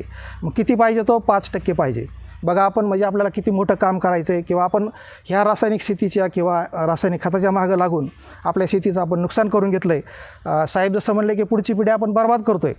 म्हणजे तुम्ही आम्ही सगळेजण प्रत्येकाच्या ताटामध्ये जे अन्न येते त्याच्यामध्ये विष आहे. विष आहे म्हणजे काय, हाय प्रकारचे केमिकल्स आहे त्याच्यामध्ये. परवा आम्ही वडकीमध्ये गेलो होतो. आता कसं तर 2 मुलं होते, त्याचे वडील होते. आम्ही काकडीचा प्लॉट पाहिला, नंतर मला वाटतं आपण खूप टोमॅटोचा प्लॉट पाहिला. त्यांना सहज विचारलं की तुम्ही कोणतं औषध मारलं का, त्याच्यावरती साईड इफेक्ट झालेला होता, औषधाचं प्रमाण जास्त झालेलं होतं. परंतु त्यांच्या मुलामध्ये किंवा वडिलांमध्ये किंवा त्यांचं नको भांडण लागायला किंवा त्यांच्यात नको का तू चूक केली म्हणून आम्ही काही त्यांना सांगितलं नाही. त्यामुळे स्कॉर्चिंग आलं होतं आणि त्यांना सहज विचारलं की प्रमाण किती वापरलं, तर ते म्हणले मी डेलिगेट वापरलं आणि प्रमाण 1 मिली डबल प्रमाण वापरलं. कारण शेतकऱ्याला म्हणजे 1 लिटरला 1 मिली वापरलं, ज्याचं प्रमाण 0.5 आहे. म्हणजे जी शिफारस आहे की 0.5 आणि ते जर तुम्ही डबल करून वापरत असाल आणि दुकानदार जर तुम्हाला ते डबल करून देत असतील तर कुठंतरी विचार करण्याची वेळ आली की आपण जास्त प्रमाणात कीटकनाशकाचा वापर करतो आहे फक्त किडीचं नियंत्रण करण्यासाठी. मित्रांनो, कुठलंही औषध जरी फवारलं, जे शिफारशीत विद्यापीठाने ह्याच्यावर अभ्यास केला आहे, कितीतरी शास्त्रज्ञ ज्यावेळेस आम्ही शिकत होतो MSCला त्यावेळेस काही शास्त्रज्ञांच्या अक्षरशः आमच्यासमोर चेहरे आठवतात की मातीचा कण असेल किंवा एखादं कीटकनाशक असेल किंवा एखादं बुरशीनाशकाबद्दल इतकं ते इत्तंभूत माहिती सांगायचे की त्यावेळेस वाटायचं की आम्हाला एवढं का डिटेलमध्ये सांगतात. आज रोजी ज्यावेळेस शेतकऱ्याबरोबर काम करतो आहे, ज्यावेळेस बरेचसे सेमिनार अटेंड केले, त्याच्यामधून असं आलं की खरोखरच ते नॉलेज जे आहे तर शेतकऱ्यांना खरं ते मिळालं पाहिजे. परंतु असं काय होतं आहे की आपण बहुराष्ट्रीय कंपनीच्या आहारी गेलोत तसं आपण काही दुकानदाराच्या आहारी गेलोत. बऱ्याचशा दुकानदारांना नॉलेज आहे, परंतु काही दुकानदारांना नॉलेज कमी आहे. ते त्यांचा धंदा करण्यासाठी किंवा त्यांची बी काही चूक नाही. शेतकरी काय म्हणतो, मी अमुक औषध फवारलं होतं परंतु मला रिझल्ट नाही आला, तर ते म्हणले रिझल्ट येण्यासाठी लगेच ते डबल औषध करून देणार किंवा हाय पॉवरचं औषध देणार. आता सेंद्रिय शेतीमध्ये तुम्हाला ज्यावेळेस सेंद्रिय शेती करायची ते सहजासहजी लगेच तुम्हाला शक्य होणार नाही. परंतु आपल्याला केमिकल शेती हळूहळू सोडावं लागेल. आज काय झालं आहे, आपण जे डब्यावरती आपण बघा रेड कलरचा त्रिकोण असलेलं औषधं वापरतो आहे सध्या. मला वाटत नाही की एक शेतकरी असा असेल की तो हिरवा त्रिकोण असलेलं औषध वापरतो आहे किंवा निळा त्रिकोण असलेलं औषध वापरतो आहे किंवा पिवळा त्रिकोण असलेला. मला वाटतं पिवळा किंवा रेड, म्हणजे शेतकऱ्याला काय होतं, झटपट रिझल्ट पाहिजे. बघा विचार करण्याची वेळ आहे की तुमचं जे आरोग्य आहे ते धोक्यात आहे, मुलांचं आरोग्य धोक्यात आहे. म्हणजे आपण काय करतो आहे, पाप करतो आहे. बघा म्हणजे तुम्ही म्हणाल की पाप कसं करतो आहे, तर तुम्ही दुसऱ्याच्या अन्नामध्ये विष घालवित आहे, ते दुसऱ्याला खाऊ घालताय. मित्रहो, खूप चांगली संधी आहे की सेंद्रिय शेती केल्यानंतर आता जी तुम्ही रासायनिक शेती करत आहात त्याच्यापेक्षा डबल पैसे तुम्हाला मिळू शकतात. फक्त तुम्हाला त्या जमिनीवर प्रेम करण्याची गरज आहे आणि जमिनीची जतन करण्याची गरज आहे. बघा तुम्ही मग मी बोलता म्हणलं तुम्हाला काय सेंद्रिय पदार्थ 5% पाहिजे. मग आता तुम्हाला सेंद्रिय पदार्थ वाढवण्यासाठी काय करायचे ते तुम्हाला सांगणार आहे. 45% जी तुमचं खनिज द्रव्य आहे, वेगवेगळ्या प्रकारचे सूक्ष्म अन्नद्रव्य, मुख्य अन्नद्रव्य की तुम्ही बघा दुय्यम अन्नद्रव्य जे 50 किलोच्या बॅगमधून टाकून देता, परंतु ते सुद्धा आपल्याला टाकायची गरज नाही आहे. जसं शहासाहेबांनी इथं उदाहरण केलं आहे, जसं साहेब म्हणले की वेगवेगळ्या जीवाणू आहेत. बघा आपण ज्यावेळेस एखादं ज्वारीचं पीक घेतो, ऊसाचं पीक घेतो किंवा बाजरीचं पीक घेतो, त्यातून आपण काय करतो, धान्य काढतो. आणि तुम्ही जे बघा आता साहेबांनी जर इथं ज्वारीचं पीक घेतलं किंवा बाजरीचं पीक अतिशय उत्तम प्रकारे येईल शहासाहेबाचं तिथं, मग तिला काही लागलं का, सूक्ष्म अन्नद्रव्ये आपण दिले का बाहेरून नाही देणार किंवा दुय्यम अन्नद्रव्य देणार का नाही, मुख्य अन्नद्रव्य नाही, मग ते पीक येणार आहे. कारण ते जमिनीमध्ये सर्व उपलब्ध आहे, जमिनीमध्ये सगळं आहे. परंतु जसं तुझं आहे तुझं पशी, परंतु तू जागा चुकलासी, सगळं जमिनीमध्ये आहे, परंतु ते आपल्याला कळत नाही. आपण काय झालं आहे की म्हणजे सुधारित शेती, आधुनिक शेती याच्या आहारी गेलो आहे. खरोखरच म्हणजे शास्त्रज्ञांनासुद्धा उलटा विचार करण्याची वेळ आली किंवा आम्हालासुद्धा कुठं असं वाटतं की सुरुवातीला आम्हीसुद्धा शेतकऱ्यांना म्हणतो की हे केमिकल वापरा, हे खताचे डोस वापरा, परंतु असं कधी वाटतं की हे खूप काही चुकीचं चाललं आहे. म्हणजे आज शासनालासुद्धा विचार करण्याची वेळ आली. विद्यापीठानेसुद्धा बघा गीर गाईवरती आता पुण्यामध्ये मोठ्या प्रकारचा प्रकल्प राबवला आहे. म्हणजे सेंद्रिय शेतीचं महत्त्व कळालं आहे. कोट्यवधी रुपये आज विद्यापीठामध्ये फक्त सेंद्रिय शेतीवरती संशोधन करण्यामध्ये सुरू झालेत. का तर आपल्याला उलटा परिणाम झाला आहे. म्हणजे वेळ का आली की हे अतिरेक झाला. म्हणजे शेतकऱ्यांना सांगितलं एक आणि शेतकऱ्यांनी त्यापेक्षा जास्त घेतलं आहे. म्हणजे विद्यापीठाने जर सांगितलं 2 गोण्या वापरा तर विद्यापीठ वापरतं 4 गोण्या. आम्ही सांगितलं की 1 मिली वापरा, तुम्ही 2 मिली वापरा. म्हणजे काय झालं आहे, शेतकरी फक्त दुकानात जाणार, औषधं आणणार आणि त्या जमिनीमध्ये टाकणार खत आणि औषध, एवढी आपली शेती राहिली. बघा पूर्वज कशी शेती करायचे, पूर्वज पहिले काय करायचे की पहिले पूर्वजाच्या वेळेस सगळ्या प्रकारचे होते का खत औषधं नव्हते. जमीन कशी होती, एकदम सुपीक होती, पैलवान होती आणि जमीन दष्टपुष्ट होती. कुठल्याही प्रकारचं पीक केलं की उत्पादन चांगलं यायचं. बरं पहिले आपले आजोबा पणजोबा कसे होते, एकदम दष्टपुष्ट, शरीर एकदम चांगलं. ते काय खायचे, ते फक्त दूध प्यायचे किंवा जे काय ज्वारी भाकरी हेच खायचे, बाकी होतं का काही नव्हतं. परंतु त्यावेळेस कुठल्याही प्रकारचं जमिनीमध्ये विष नव्हतं आणि सगळं तुमचं नैसर्गिक होतं. मग त्याच्यामुळं त्यावेळेस शेती चांगली पिकायची, अन्नधान्य चांगलं यायचं. परंतु पुढच्या भविष्याच्या काळामध्ये ज्यावेळेस आपलं लोकसंख्या वाढली आणि लोकसंख्येमध्ये आपल्याला गरज अशी झाली की अन्नधान्य कमी पडलं, दुष्काळ पडला. त्या दुष्काळी परिस्थितीमध्ये आपल्याला अशी वेळ आली की बाहेरच्या देशावर आपल्याला अवलंबून राहावं लागणं. आपण कीटकनाशकं, बुरशीनाशकं, तणनाशक मोठ्या प्रमाणात तयार केली आणि संकरित बियाणं आलं. मग संकरित बियाण्याचं काय आहे की बाबा संकरित बियाणं काही मोठ्या प्रमाणात उत्पादन देत नाही. परंतु काय झालं की जाहिरातबाजी कंपनी खूप मोठ्या प्रमाणावर केली की अमुक वाण लावला तर तुम्हाला एवढं क्विंटल उत्पादन मिळेल किंवा अशी प्रसिद्धी खूप झाली. आणि त्या संकरित वाणाचं एकच उद्दिष्ट आहे की ते फक्त तुम्ही जी काय रासायनिक खतं किंवा औषधं देणार त्याला ती प्रतिसाद देणारं पीक आहे. म्हणजे त्याच्यापेक्षा आपले जे देशी वाण आहेत, जे सुधारित वाण आहेत, ते जर वापर केला त्याच्यामध्ये सुद्धा तुम्हाला निवड पद्धतीने बियाणं तयार करू शकता. तुम्ही चांगल्या प्रकारचं उत्पादनसुद्धा वाढवता येतं. बरेचसे बघा आता आपले औरंगाबादमध्ये काही शेतकरी असतील, नाशिकमध्ये काय असतील, कोल्हापूरमध्ये काय असतील, शेतकरी खूप अभ्यास करतायत, त्यांनी खूप ग्रुप केलेत. आता काही विषमुक्ती शेतीचे काही प्रशिक्षण चालू असतात. तुम्हीसुद्धा संधी आहे सोशल मीडियाची की तुम्ही सगळ्या प्रकारचे हे प्रशिक्षण वर्ग ऐका आणि तुम्हाला लक्षात येईल. साहेब जसं म्हणले की आध्यात्मिक शेती म्हणजे पहिली जी परंपरागत शेती होती, जुनी शेती होती, ते करण्याचे दिवस पुन्हा आलेत. बघा आपण म्हणतो की जुनं ते सोनं. जुनं ते सोनं मन का आहे, कारण त्या जुनं ते सोनं जे आहे पहिलं जे पूर्वीचं आपलं होतं ते सगळं चांगलं होतं आणि जे आपण स्वीकारलं आहे ते अतिशय आपल्याला त्रासदायक आहे, त्याला आपल्याला कमी करायचं आहे. मी म्हणत नाही की तुम्ही आजच्या आज लगेच सोडून द्या, परंतु आपल्याला काय करायचं, उलटं जायचं आता. म्हणजे रासायनिक शेती कमी करायची, सेंद्रिय शेती वाढवत चालायची. बघा तुम्ही आता सेंद्रिय शेती करताना तुम्हाला काय मूलतत्व महत्त्वाचे आहेत. सेंद्रिय शेतीमध्ये काय मूलतत्व आहे तुमचे की सेंद्रिय शेती करत असताना तुम्हाला जमिनीची कमीत कमी मशागत करायची. म्हणजे ट्रॅक्टर वगैरे याचा वापर करायचं नाही. तुम्ही म्हणाल की आता यांत्रिकीकरणाचं युग आलेलं आहे, ज्याला आता बऱ्यापैकी शेती कमी झालेली, बऱ्याचशा कुटुंबाकडे शेती कमी आहे, तर त्यांनी बऱ्यापैकी बुवा तुम्ही कमीत कमी जमिनीची मशागत करा. जमिनीवरती प्रेशर येईल, जसं जीवाणूची संख्या कमी होईल, हे आपल्याला जीवाणूला जपायचं आहे. म्हणजे जीवाणूचं आपल्याला जतन केल्याशिवाय आपली शेती सुधारणार नाही. आता कमीत कमी मशागत करायची, रासायनिक खताचा वापर कमी करायचा आहे, आपल्याला सेंद्रिय खताचा वापर करायचा आहे आणि सेंद्रिय खत आपल्याला शेतातच तयार करायचे आहेत. दुसरा विषय आपल्याला कीटकनाशकाचा वापर कमी करायचा आहे. त्याच्यामुळं आपल्याला काय करायचं आहे, जसं साहेब म्हटले की जीवाणूचा वापर करायचा आहे आणि जैविक कीटकनाशकं किंवा तुम्हाला वेगवेगळ्या प्रकारचे जे आता ह्यांनी काढलेले जैविक कीटकनाशक जे काढले संस्था म्हणजे वेगवेगळ्या विद्यापीठांनी काढलेले आहेत किंवा तुमच्या KVK कृषी विज्ञान केंद्रांनी काढलेले आहेत, त्यांनी विष्ट आपल्याला जैविक पद्धतीने कीड नियंत्रणासाठी वापरायचे आहेत. आता तण नियंत्रणासाठी सुद्धा आपल्याला तण नियंत्रणाचा वापर कमी, तणनाशकाचा वापर कमी करायचा आहे. त्याच्यामध्ये आपल्याला काय करायचं आहे, आच्छादनाचा वापर करायचा आहे, जेणेकरून मल्चिंग असेल, आच्छादन असेल, की तणावरती आपण नियंत्रण करू शकू, मजुरी कमी लागेल. त्याच्यानंतर आपल्याला या सेंद्रिय शेतीमध्ये ज्यावेळेस तुम्ही जीवाणू वापर करताल की जीवाणूची वाढ जमिनीमध्ये करण्यासाठी आपल्याला त्याच्यासोबत जमिनीमध्ये वाढ करण्यासाठी त्याला अन्न म्हणून काय देता येईल. साहेब जसं म्हणलं की जीवामृत आहे, नंतर अमृत पाणी आहे, पंचगव्य आहे. आता बऱ्याच शेतकऱ्यांनी काही केलेलं असेल इथं पंचगव्य किंवा अमृत पाणी, त्याच्यामुळे तुमची जीवाणूची संख्या वाढेल. आपण रासायनिक खतं जर दिली, औषधं जर दिली, ती मारणार आहेत. म्हणून आपल्याला काय करायचं आहे, त्यांची वाढ करायची. ज्यावेळेस तुम्ही आच्छादन करणार आहे, ज्यावेळेस बघा तुम्ही जीवाणूंना आच्छादन करणे म्हणजे आपण जसं म्हणतो की मला अन्न, वस्त्र आणि निवाऱ्याची गरज आहे, तसं त्या जीवाणूंचं अन्न, वस्त्र, निवारा म्हणजे आच्छादन आहे. म्हणजे ज्यावेळेस तुम्ही जमिनीवर आच्छादन करता त्यावेळेस त्या जीवाणूला अन्न मिळतं तिथंच, वस्त्र तिथंच मिळतं आणि निवाराही तिथंच मिळतो.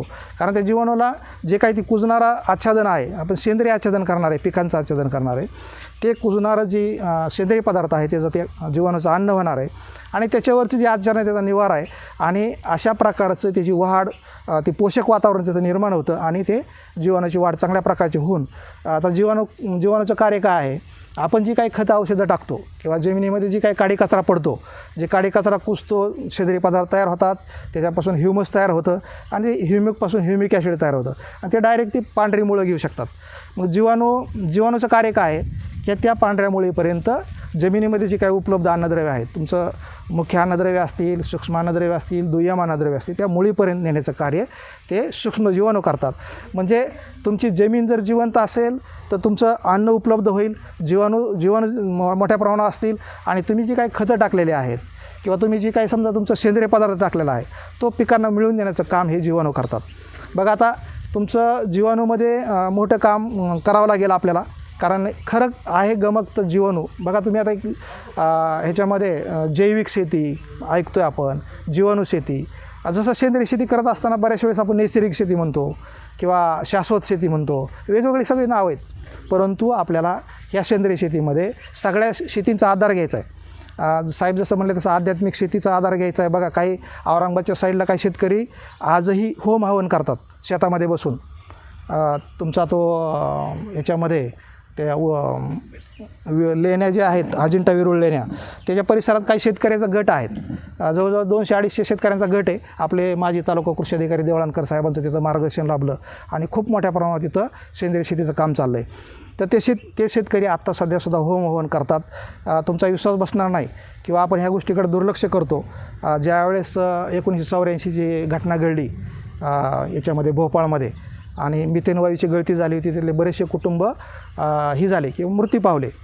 त्याच्यामध्ये तो जो गॅस आहे तो गॅस जो आहे तो शरीरामध्ये गेला, बरेचसे तिथले कुटुंब गेले. परत असे काही तिथं कुटुंब होते की ते सेंद्रिय शेती करत होते. मग ते साधं त्यांचं घर होतं, शेणाने सारवायचे, आतमध्ये ते होम हवन करायचे. तर ते 2-4 कुटुंब त्याच्यातून वाचले किंवा त्यांच्यावर दुष्परिणाम झालेला नाही किंवा त्यांच्या बाकीच्या जवळजवळ सगळ्यांना आजार झाले, सगळे मृत पावले. पण हे 2-3 कुटुंब होते. मग असं आपलं केंद्र सरकारांचं शास्त्रज्ञ मंडळ तिथं आलं, त्यांनी अभ्यास केला. म्हणजे खरोखरच आहे की शास्त्रीय आधारसुद्धा त्याला आहे. आपण जे म्हणतो की आध्यात्मिक शेती, होम हवन, खरोखर त्याला महत्त्व आहे. त्यांना जो अनुभव आला की 2-2 किलोमीटरपर्यंत त्या पिकावरती कीड येत नाही होम हवन केल्यानंतर. अशा प्रकारचं ते आध्यात्मिक शेतीसुद्धा आहे. आता सेंद्रिय शेतीमध्ये तुम्हाला काम करायचं म्हटलं की तुम्ही म्हणणार की उत्पादन कसं येईल.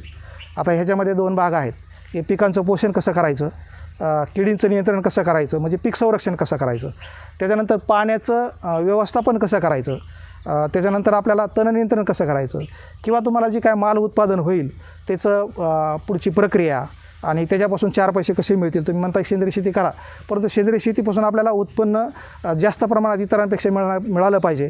कारण जो उत्पन्नाचा जो आलेख आहे आपला, सेंद्रिय शेतीचा हा चढता आहे आणि रासायनिक शेतीचा कसा आहे, उतारता आहे. आता बघा आपण तुम्ही बरेचसे शेतकरी मंडळी असतील, बऱ्याच गावामध्ये आमचे साहेब लोक सगळे फिरतात प्रत्येक गावात. प्रत्येकाचा अनुभव किंवा माझा वैयक्तिक अनुभव असेल, प्रत्येक शेतकरी म्हणतो शेती परवडत नाही, शेतीवरचा खर्च खूप झाला आहे. कसे परवडेल?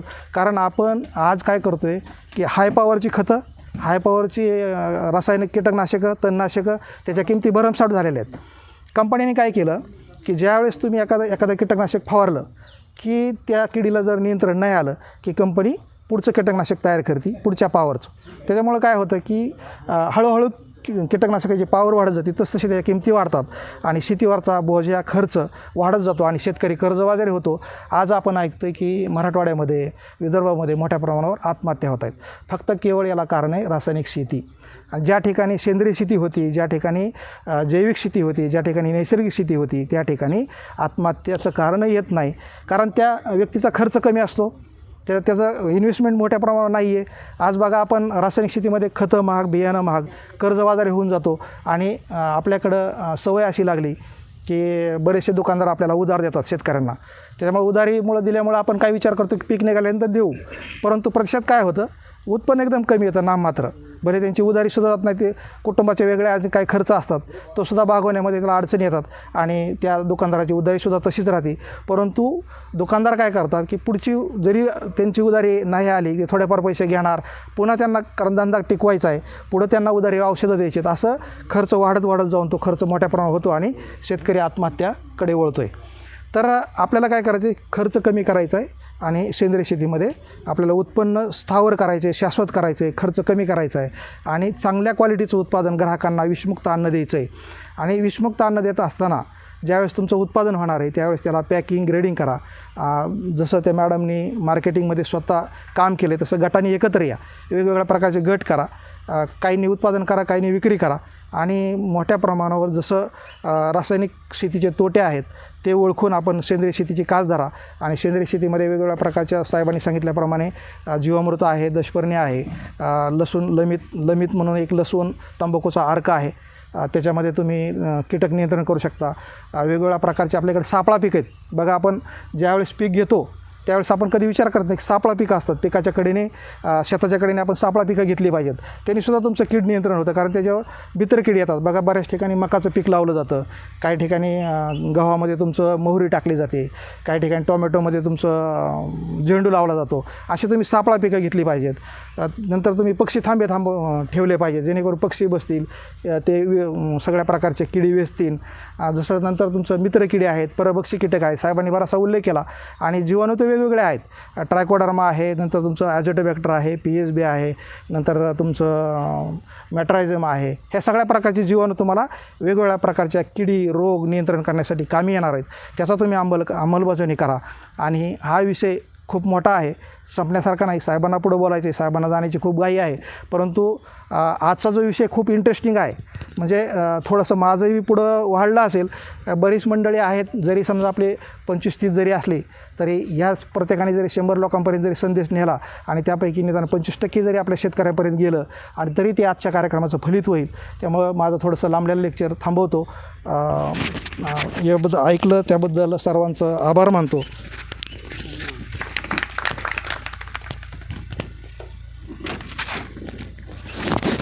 धन्यवाद वाळुंजकर साहेब, गावकर साहेब. आपण सेंद्रिय शेतीबाबत अतिशय सविस्तर मार्गदर्शन आपल्या शेतकरी बांधवांना या ठिकाणी केलेलं आहे. खरं तर वेळ पण बराच झालेला आहे, परंतु निश्चित ही काळाची गरज आहे. कारण सेंद्रिय शेतीशिवाय इथून पुढचं जे आयुर्मान आहे किंवा रोगांचा जो प्रादुर्भाव आहे तो प्रादुर्भाव त्या ठिकाणी हा वाढणारच आहे. आपण पाहतो आहे की आपले द्राक्ष बाहेर युरोपियन कंट्रीला गेले होते आणि आपल्याला टाकून द्यावं लागले होते. त्याचं मुख्य कारण काय होतं की मोठ्या प्रमाणावर रासायनिक खतांचा वापर आणि औषधांचा वापर, त्याचा रेशिड्यू त्याच्यामध्ये आढळलेला होता. युरोपियन कंट्री त्याच्याबाबत अतिशय सतर्क आहे की अशा खताचे आणि औषधांचे अर्क असलेलं कुठलाही माल, कुठलाही अन्न ते त्या ठिकाणी घेत नाहीत. पूर्णतः ते चेक करूनच त्या ठिकाणी घेतात, वापरतात. आणि आपण तर बेधडकपणे मोठ्या प्रमाणावर काल फवारणी केली की लगेच उद्या मार्केटला. त्याचा जो वेटिंग पिरियड असतो 15 दिवस असतो, काही औषधांचा 8 दिवस असतो, काहींचा 21 दिवस असतो. पण तो वेटिंग पिरियड पण न पाळता डायरेक्ट आपण देतो. म्हणजे काय करतो, साहेबांनी सांगितल्याप्रमाणे ते विष कालवण्यासारखं आहे. कारण त्याचा अर्क जर त्याच्यात गेला तर तो पोटात जातो आहे. म्हणून आपण काय केलं पाहिजे की जमिनीतलं आपण काय करतो, समजा आईचं दूध प्यायचं तर आपण जर रक्तच पित असेल तर मग ते चुकीचं त्या ठिकाणी होतं आहे. तशाच पद्धतीनं आपण शेतीचं करतो आहे की आपण मोठ्या प्रमाणावर रासायनिक खतं, औषधं, कीटकनाशकं, बुरशीनाशकं, तणनाशकं याचा वापर करून जे येतं आहे ते सुद्धा स्टॉप करतो आहे आणि ते पिकवतो आहे. निश्चितच ते दुष्परिणाम त्याचे फार मोठे आपल्याला भविष्यकाळात भोगावं लागणार. ते जर आत्ताच जर त्याच्यावर हे केलं तर निश्चितच चांगलं सकस अन्न आपण देऊ शकू. यानंतर आपल्या तालुक्याचे तालुका कृषी अधिकारी मान्य साळीसाहेब हे आपणाला कृषी विभागाच्या योजना आणि सेंद्रिय शेती याबाबत थोडक्यात माहिती देत आहेत. मी त्यांना विनंती करतो की आपण या ठिकाणी आमचे शेतकरी बांधवांना मार्गदर्शन करावं.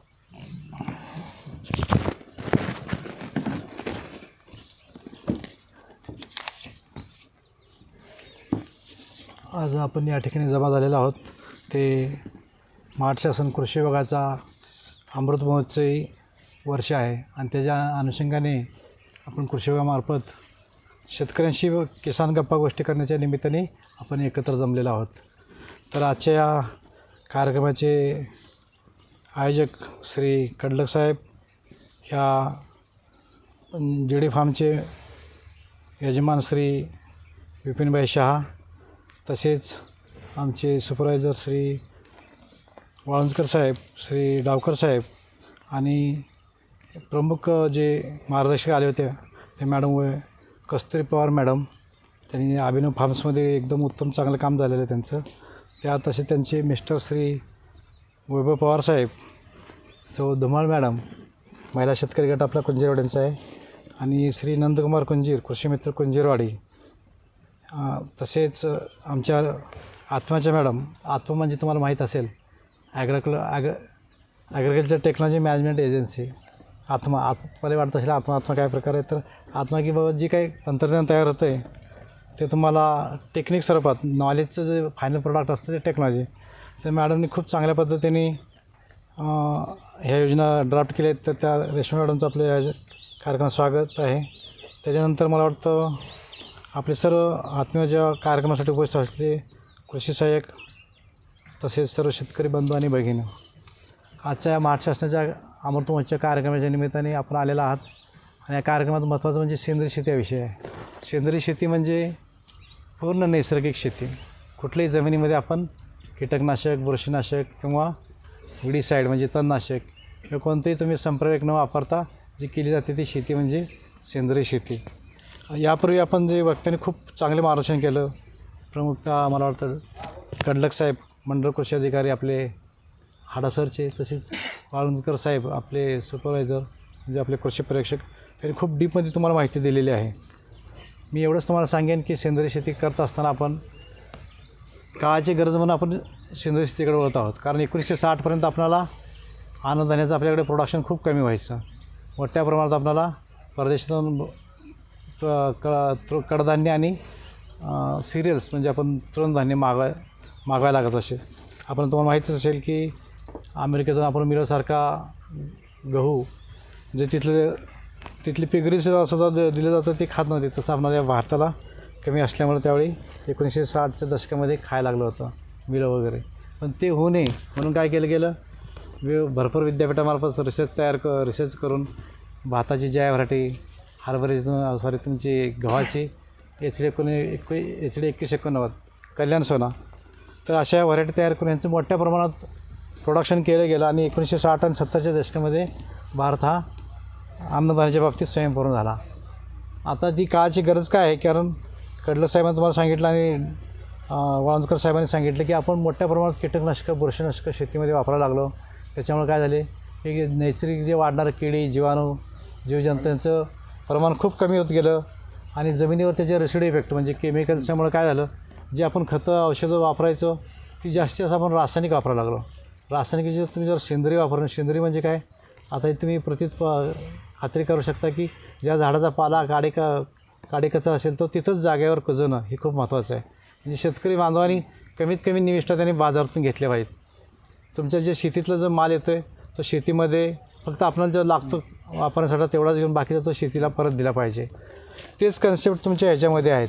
ऊसाचं आपण एकरी 100 टन उत्पादन म्हणतो, तर 100 टन येण्यासारखी जमिनीला भरपूर खताची, औषधांची आणि भर खताची, सेंद्रिय खताची आवश्यकता असते.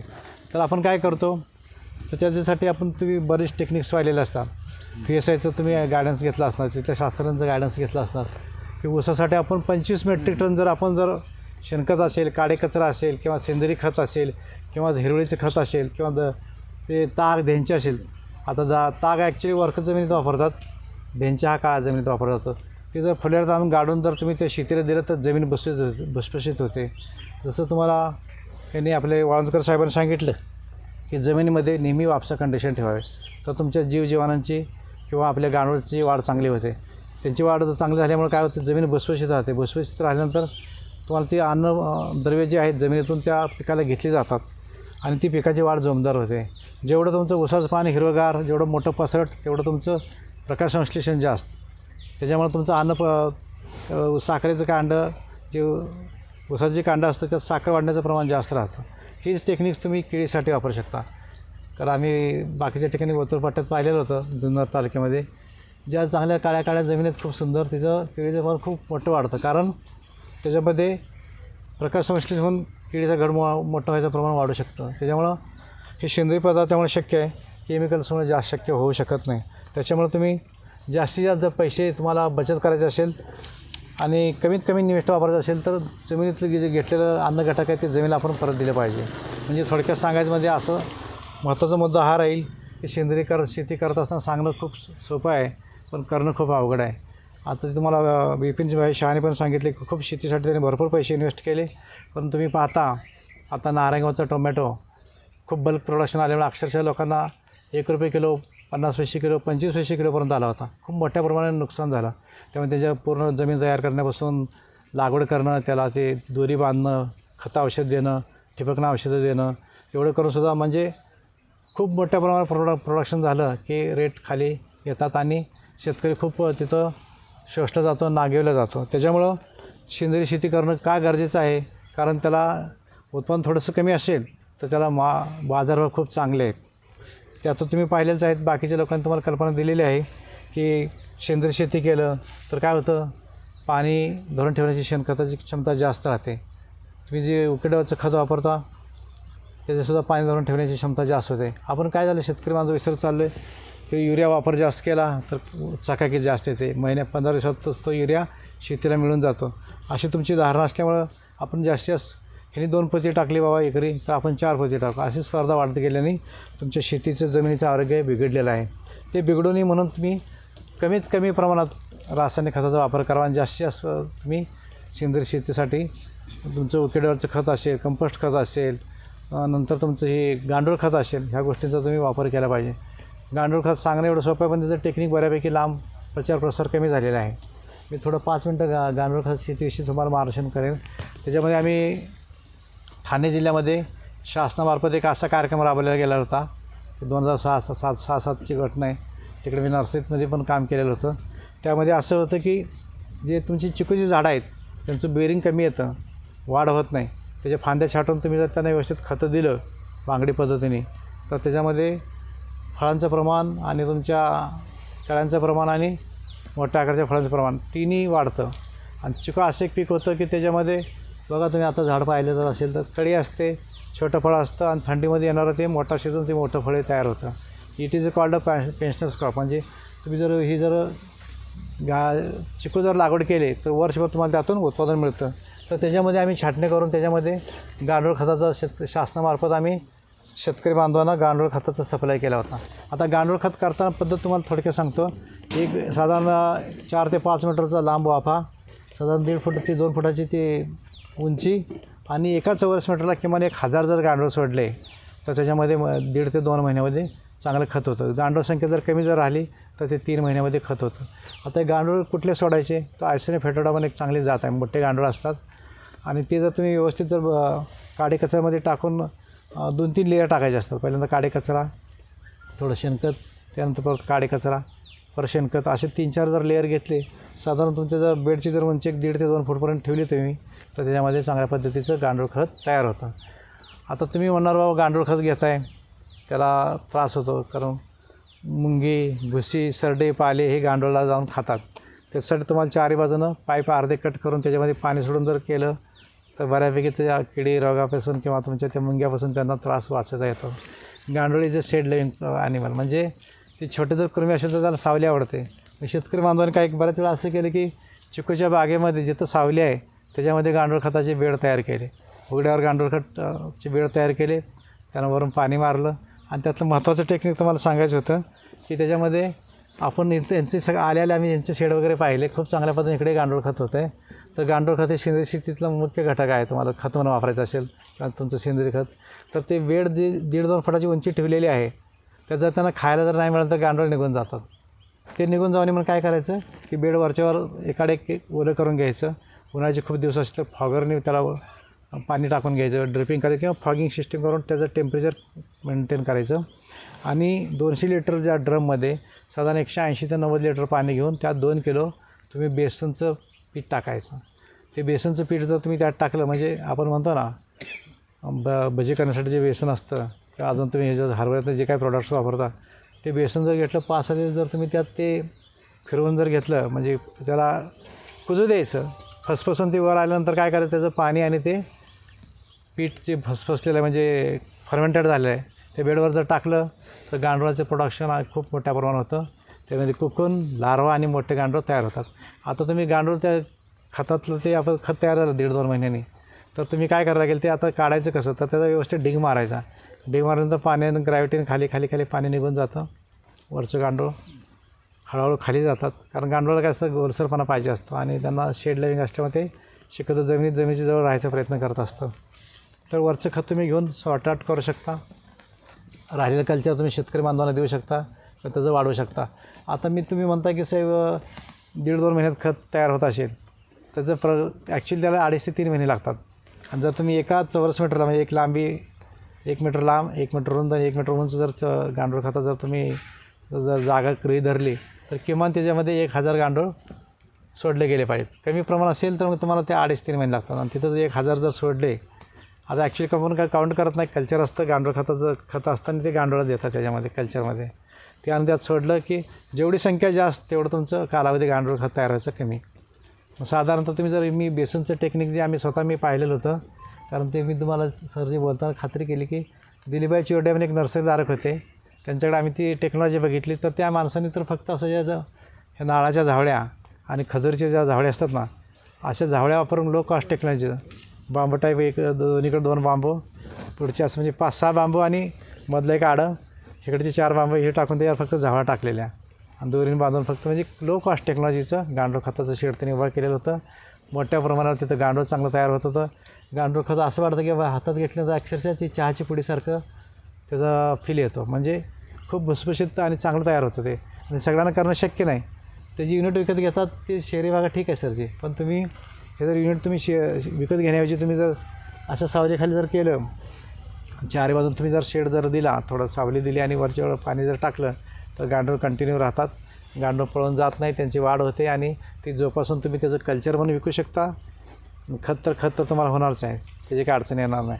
तर जास्तीत जास्त तुम्ही असं जर ही छोटे छोटे टेक्नॉलॉजी जे आपण किसान गप्पा गोष्टीमध्ये सांगितलेले आहेत, ते असे छोटे छोटे टेक्निक्स आहेत. त्याच्यामध्ये आम्ही दुसरं तुमच्या जर बागा, गावठी बागा असतील आंब्याच्या, आता कन्व्हर्जनचा विषय निघाला होता तर मध्ये राहून गेला चिकूचा, तर जसं आपण बोराची छाटणी करतो, द्राक्षाची छाटणी करतो, डाळिंबाची छाटणी करतो, तसं तिकडं प्रोडक्शन कमी झाल्यामुळे दानपट्ट्यामध्ये आम्ही पाहिलं आता बरेच टेक्निक हळूहळू खाली ट्रान्सफर होत आहे. प्रत्येक झाडांची बऱ्यापैकी छाटणी केली तर त्याच्यामध्ये पालवी फुटते, वाढ चांगली होते, फळं नवीन येतात आणि तुमचं उत्पादकता वाढते. ह्या बाबी सगळ्या पिकाला लावायचं. आता तुम्ही मिडो ऑर्चर्डचं टेक्निक ऐकलं असेल. मिडो ऑर्चर्ड म्हणजे 3x2 फुटाला 3x2 मीटरला पेरूची झाडं कलमं लावली जातात. आता 3 बाय 2 फूट मीटर जर घेतले साधारण 6-6.25 फूट बाय आपलं 8-9 फूट अशा पद्धतीने येतं. तर एकरी त्याची 660 कलमं बसतात.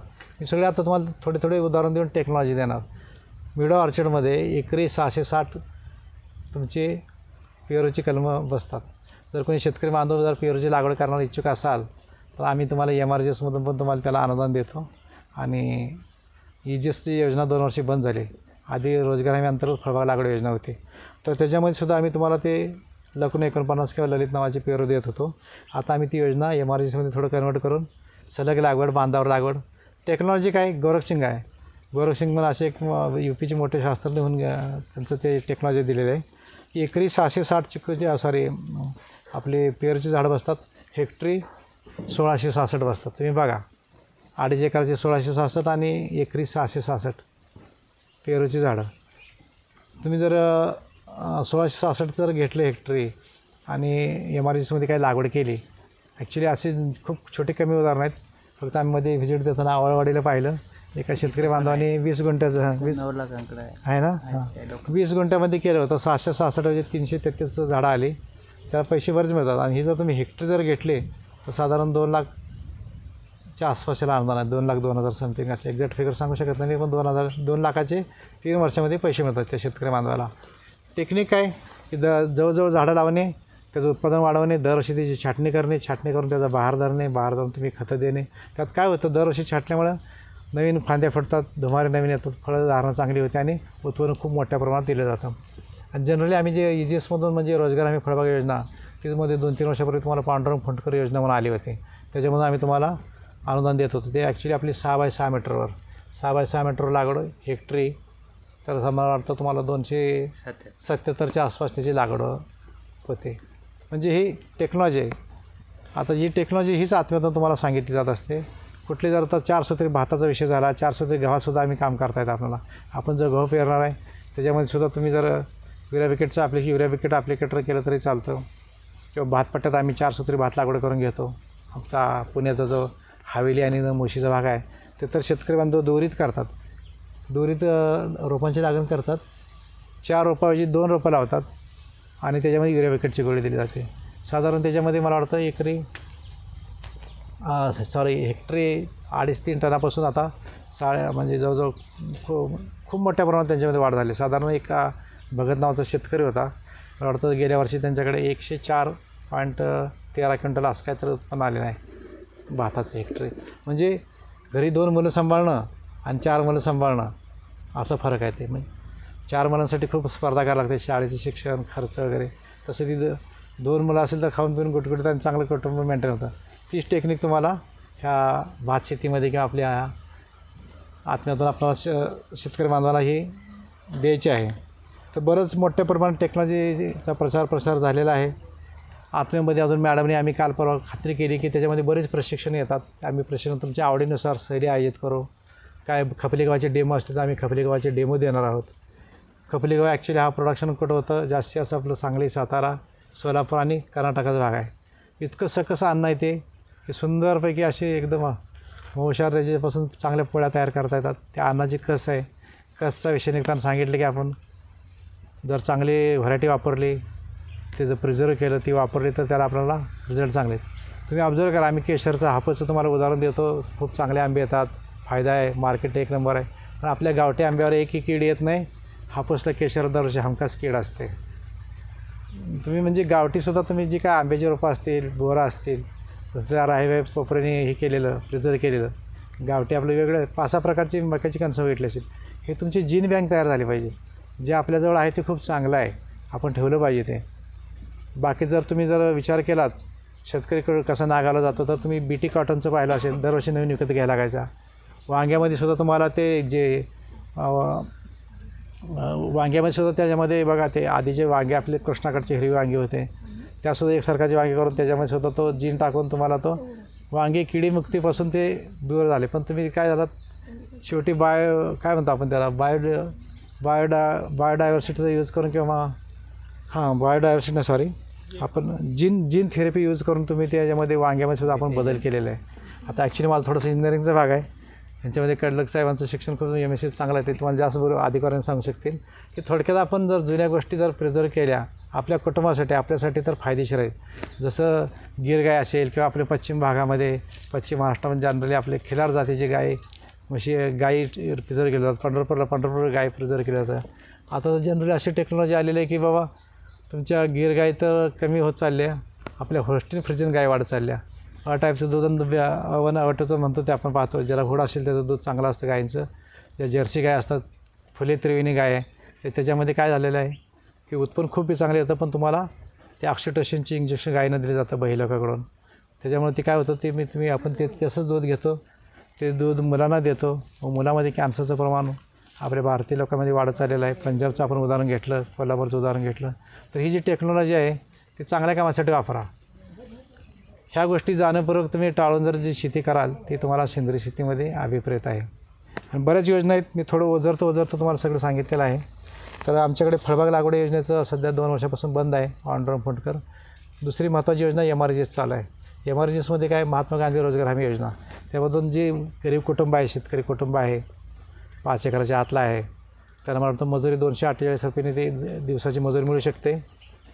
त्यांची अट एवढेच आहे की असे कोणी शेतकरी बांधव असतील तर तुम्ही त्यांना सजेस्ट करू शकता की साधारण तुम्ही 5 एकराच्या आत असेल तर बांधावर तुम्ही 20 एक आंब्याची कलमं लावून घ्या, 20 एक नारळ लावून घ्या. 2.5 एकराचा असेल तर, 1 एकराचा असेल तर त्याला 8 येतात.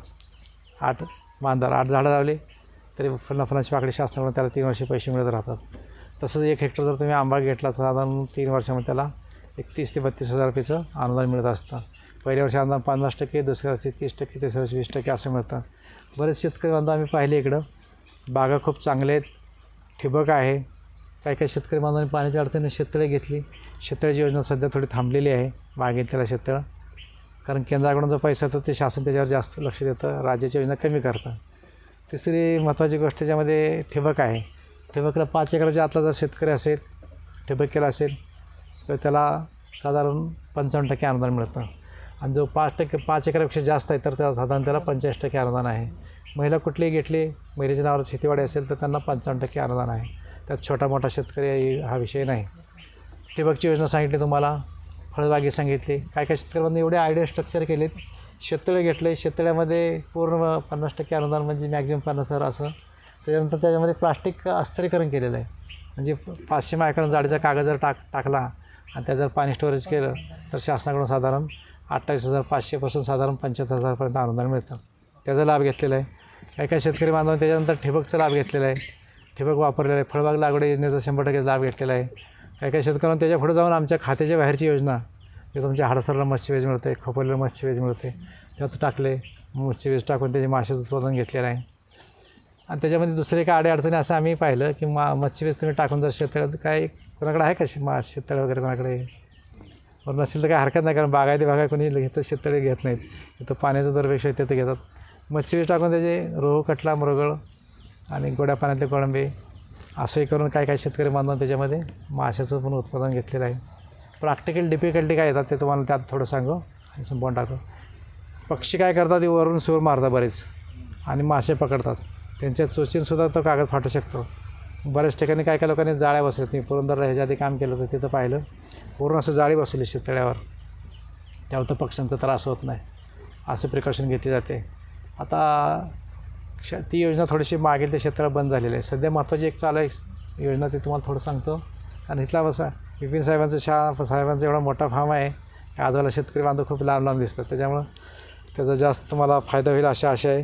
जे शेतकरी बांधव छोटा उद्योग करत आहेत, तुमचा आवळा प्रकल्प असेल किंवा ह्याचा म्हणजे आंब्याचं सिरप असेल किंवा तुमची सीताफळाची रबडी असेल, तर ही जर 2-3 वर्षापासून कोणाचे उद्योग व्यवसाय चालू असतील, त्यांनी जर 2-3 वर्षाचा इन्कम टॅक्स रिटर्न जर भरला असेल तर एक नवीन योजना ह्या वर्षी आलेली आहे 2021-22 ते 24-25साठी पंतप्रधान सूक्ष्म अन्न प्रक्रिया उद्योग.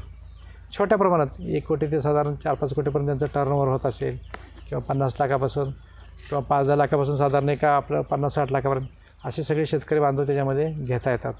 मुद्दा असा आहे की त्यांचा व्यवसाय आधीपासून चालू पाहिजे 2-3 वर्षापासून. सीताफळाची रबडी असेल किंवा तुमचं आवळ्याचं प्रोडक्ट असेल किंवा तुमचं इतर कुठलेही प्रोसेसिंगचे, तर त्याच्यामध्ये शासनामार्फत तुम्हाला 35% ते जास्तीत जास्त तुम्हाला 10 लाख रुपये असं अनुदान दिलं जातं. तेवढं अनुदान घेण्यासाठी तुम्हाला साधारण 28 ते 30 लाखाची इन्व्हेस्टमेंट करायला लागते.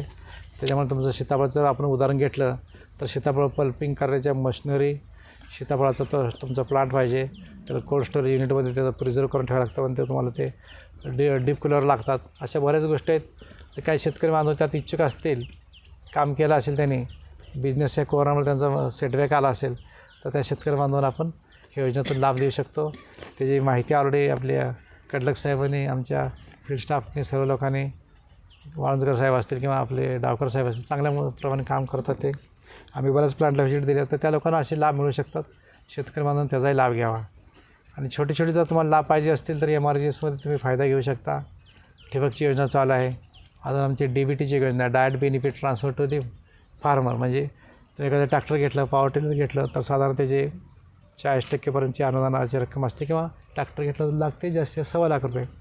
NFSAमधून आम्ही किंवा उपअभियानमधून आम्ही जास्तीत 1.25 लाखापर्यंतचं अनुदान देतो. आणि जर तुम्ही NHMमधून घेतले, नॅशनल हॉर्टिकल्चर मिशनमध्ये, तर जास्तीत आम्ही तुम्हाला 1 लाख रुपयापर्यंत ट्रॅक्टरला अनुदान देऊ शकतो. छोटा ट्रॅक्टर असतो ऑर्चर्डचा, म्हणजे इंटरकल्चरिंगची कामं करण्यासाठी. बरेच अवजार आहेत, भरपूर योजना आहेत. त्यासाठी तुम्ही आमचे क्षेत्रीय जे अधिकारी आहेत त्यांच्या संपर्कात राहा.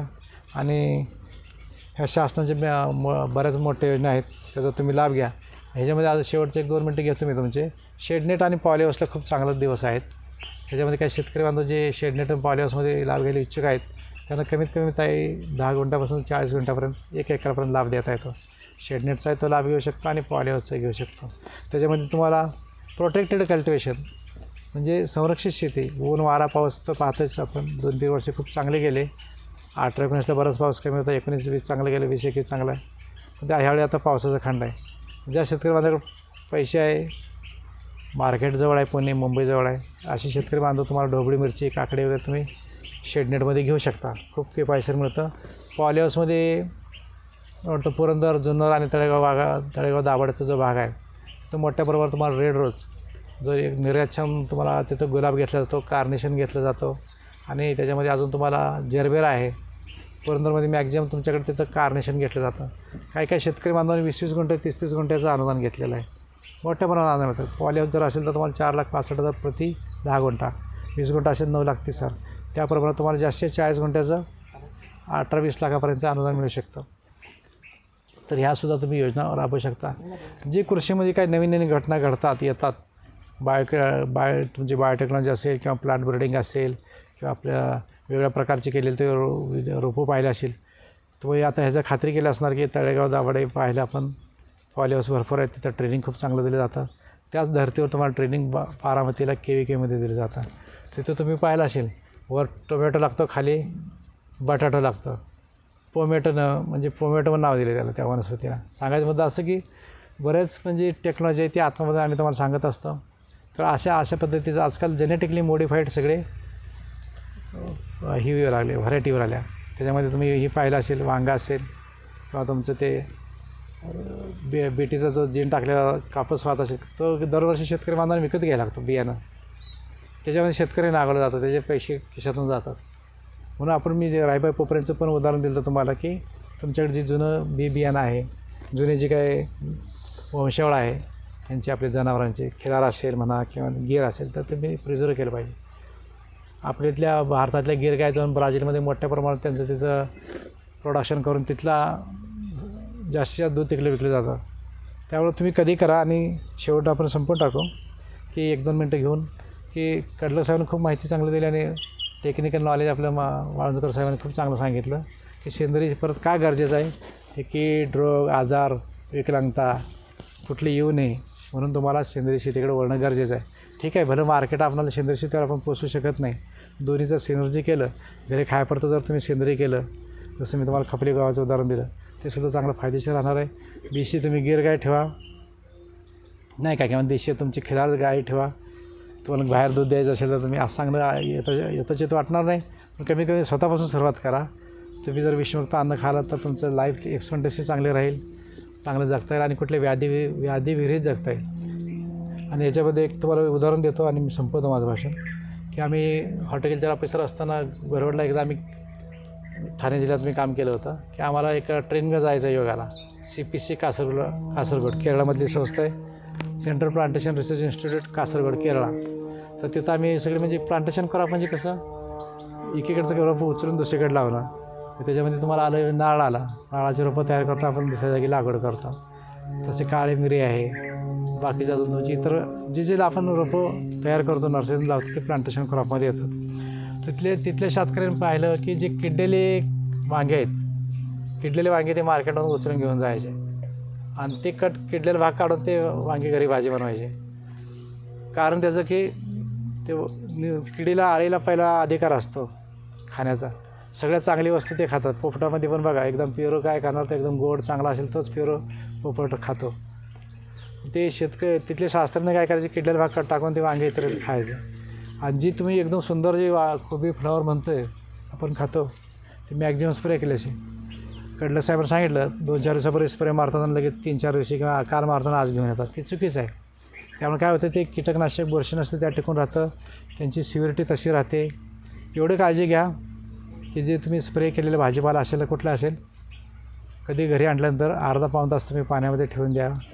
त्याचं डायलेशन बरंच होतं.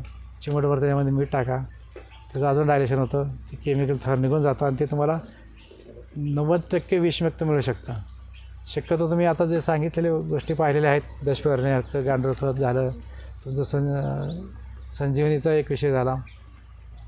ही जर छोटी छोटी जी टेक्नॉलॉजी आहे आणि तुमच्या ज्या नीड्स आहेत त्या आम्ही आमच्याकडे गृहीत धरतो. तसेच आम्ही तुम्हाला शैलीमध्ये राज्याअंतर्गत घेऊन जाता येईल, राज्याबाहेर घेऊन जाता येतं. जिल्ह्याअंतर्गत शैली असतात. जिल्ह्याबाहेर जर असेल तर तुम्हाला नगरला वगैरे जाता येईल. जिल्ह्याअंतर्गत असेल तर इथं बारामतीला जाता येईल. तिथं खूप चांगल्या पद्धतीने काम झालेलं आहे. भरपूर सांगण्याचं बोलण्यासारखं आहे. मी काय तयारी करून सांगितलं होतं पण जे मला जे अनुभव आले ते मी तुम्हाला सांगितलं. त्यामुळे तुम्ही ह्या सगळ्या टेक्निकचा वापर करून कृषी खात्याकडून आमच्या काय जे छोट्या छोट्या योजना असतील तुम्ही मॅडमना सांगा, चला मंडळी अधिकारी साहेबांना आमच्या सांगा. आपण त्याचं टॅब्युलेशन करू. एखाद्या ट्रेनिंगला तुम्हाला नेता येईल, एखाद्या म्हणजे तळेगाव आवडेल एखादी सहल नेता येईल किंवा आपल्या बारामतीचे करता येईल. फंड्स अवेलेबल होण्यावर डिपेंड आहे सगळ्या गोष्टी. कारण सध्या कोरोनामुळे आमच्याकडे सुद्धा पॉकेटिव्ह फंड्स आहे. केंद्राकडून जो निधी मिळतो त्यासाठीच आम्ही जास्त वापरतो. आणि ते PMFमध्ये सांगायचं राहून गेलं त्यातला 60% निधी हा केंद्राकडून असतो आणि 40% आपल्या महाराष्ट्राकडून असतो. समजा तुम्ही 10 लाखाचं एखादं युनिट 2-3 वर्षापूर्वी ओपन केलेलं आहे, बंद पडलेलं नाही, आता तुम्हाला कंटिन्यू करायचं आहे तर जास्तीत जास्त तुम्हाला जर 10 लाखाचा प्रोजेक्ट केला तर 3.5 लाख आपल्या महाराष्ट्र शासनामार्फत तुम्हाला दिलं जातं म्हणजे केंद्र आणि राज्याकडून. पण तो आपल्या राज्य लेवलला आपल्या जिल्हा लेवलच्या कमिटीला राज्य लेवलच्या कमिटीला जाऊन तो मंजूर होतो. 10 लाखापेक्षा जास्त 10 लाखाच्या आसपास जर तुम्हाला अनुदान घ्यायचं असेल तर तो केंद्राच्या कमिटीकडे जातो. म्हणजे मोठा प्रोजेक्ट असेल, कल्पर असेल किंवा तुमचं मँगो सिरप असेल किंवा सीताफळ जरबडे असेल, कोणी उद्योजक असेल तर तुम्ही जरूर त्यांच्या कडलक साहेबांची गाठभेट घेऊन तुम्ही त्यांना किंवा क्षेत्रीय अधिकारी आमचे कर्मचारी असेल स्टाफ त्यांना तुम्ही गायडन्स करा. त्यातून तुम्हाला आम्ही त्यातूनही मदत करायचा प्रयत्न करू. संयोजकांनी मला बोलण्याची संधी उपलब्ध करून दिली आणि तुम्ही शांतपणे सर्वांनी ऐकून घेतलं त्यामुळे मी तुमचा आभार आहे. जय हिंद, जय महाराष्ट्र. काही प्रश्न वगैरे आहेत का कोणाचे?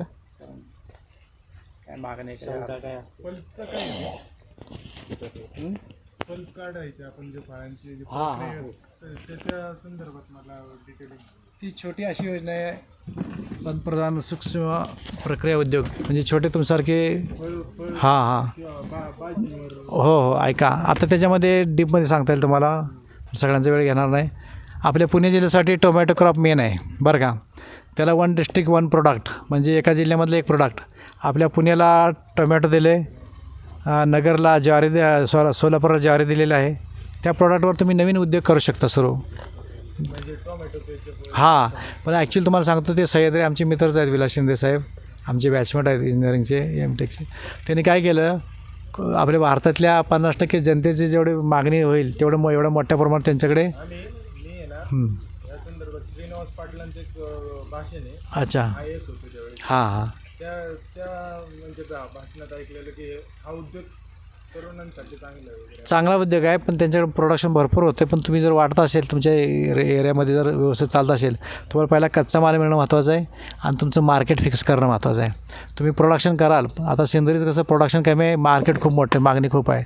आता बरेच बांधवांनी त्या ताईंनी आपल्याला पवार मॅडमनी सांगितलं की IT हिंजवाडीमध्ये त्यांचं गिराईक फिक्स होतं कारण तिथले सगळे लोक ऑनलाईन पेमेंट करतात ते खात्यात येतं शेतकऱ्यांच्या किंवा त्यांच्या संस्थेच्या किंवा त्यांच्या फार्मर प्रोड्युसर कंपनीच्या आणि त्यांच्याकडून सप्लाय होतो.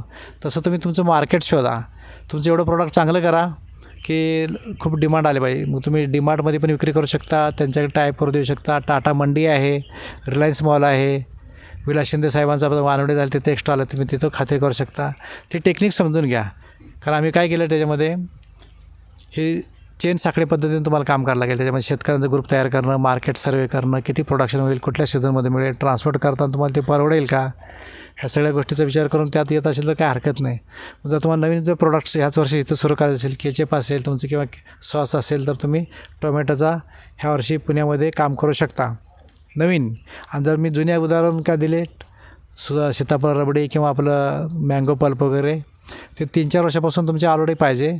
शासन देताना तुम्हाला अनुदान किंवा बँका इझिली देत नाहीत. त्यात तुमचं इन्कम टॅक्स रिटर्न म्हणजे ITR पाहिलं जातं 2-3 वर्षाचं. बाबा तुमचं ट्रान्झॅक्शन चांगलं आहे, तुमचं सिबिलचं स्कोअर चांगलं आहे, म्हणजे कुठलं लोन घेतलं तर वेळेवर फेडताय, डिफॉल्टर नाही. तर मग तुम्हाला समजा आता तुमचा बाबा टोमॅटोचा प्रकल्प घेतला आपण, समजा 31-35 लाखाचा मी छोट्याखानी प्रोजेक्ट केलेला आहे. ह्यामध्ये पण एक PMFAमध्ये म्हणजे पंतप्रधान सूक्ष्म अन्न प्रक्रिया उद्योगामध्ये प्रक्रियावर जास्त भर दिलेला आहे. आपण ज्वारी देतो, ज्वारीला काय 30, 35, 40 किंवा पुण्यामध्ये जास्तीत आपण 50 रुपयांनी घेतो. ती जर ज्वारीच्या तुम्ही लाह्या केल्या किंवा ज्वारीचे तुम्ही काय खुर्डे वगैरे पापड वगैरे तयार केले तर त्याला व्हॅल्यू ॲडिशन होतं. प्रोसेसिंग खूप महत्त्वाचं आहे.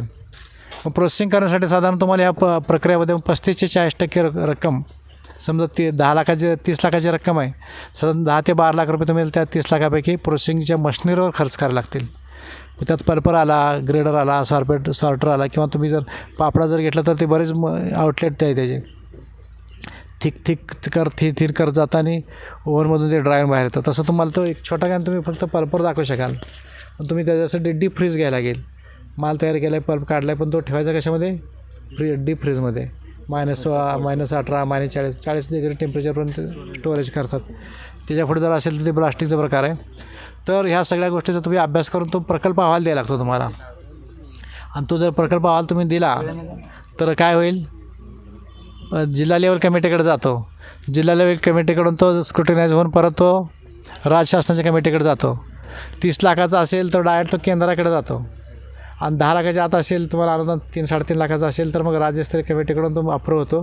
त्याच्यात 60% केंद्राचे, 40% राज्याचे असे पैसे तुमच्या बँक खात्यामध्ये 6व्या महिन्यात येतात लोन घेतल्यानंतर. मग त्या लोनवरचं तुम्हाला त्याचा फायदा होतो 2.5 वर्षासाठी.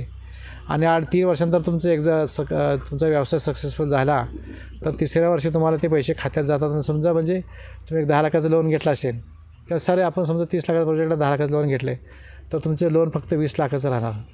ही it is a credit linked subsidy scheme. म्हणजे तुम्ही लोन घेतल्यानंतरच तुम्हाला ते 35% किंवा 10 लाख मॅक्झिमम त्यातून वजा होणार. बस उरलेलं मला वाटतं कडलक साहेब सांगतील. बरं, काय अजून काय प्रश्न असतील? अजून काय कोणाची शंका आहे का? सेंद्रिय शेती असेल, PFMA असेल किंवा कृषी विभागाच्या योजना असतील, याच्या संदर्भात काय कोणाला माहिती हवी असेल तर विचारू शकता. किंवा सेंद्रिय शेतीचं प्रमाणीकरण, तुम्हाला सर्टिफिकेशन जरी त्याच्याबद्दल जरी हां, ते पण सांगा. तो एक चांगलं वाटतं प्रमाणीकरणचं, किंवा 10 हेक्टरचं क्षेत्राला बोलताय का प्रमाणीकरण? सांगा मॅडम थोडंसं. आपण काय काय प्रात्यक्षिक घ्यायचं सांगा, म्हणजे आता काय लाभार्थी तयार होतो.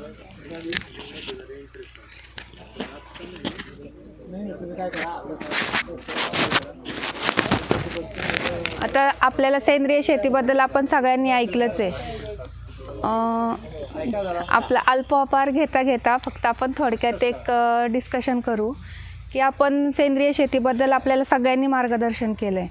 पण आता जे सेंद्रिय शेती करतायत, आता आम्ही आत्मा रिजनल काउन्सिल म्हणून आम्ही स्वतः सेंद्रिय शेतीचं प्रमाणीकरण करतो. पण हे प्रमाणीकरण आम्ही जे आपल्याला जे टार्गेट असतं केंद्र शासनाचं, जे गट असतात, आम्ही फक्त त्यांचंच करू शकतो. पण आपले असे पण काही शेतकरी आहेत की जे वैयक्तिक सेंद्रिय शेती करतात, पण त्यांना त्यांचं प्रमाणीकरण करायचं म्हटलं तर बाहेर कॉस्टिंग खूप आहे. आता आमच्या गव्हर्नमेंट लॅबला जरी सेंद्रिय शेतीचं प्रमाणीकरण करायचं म्हटलं तरी त्याची 10,000 पर फार्मरची कॉस्टिंग आहे.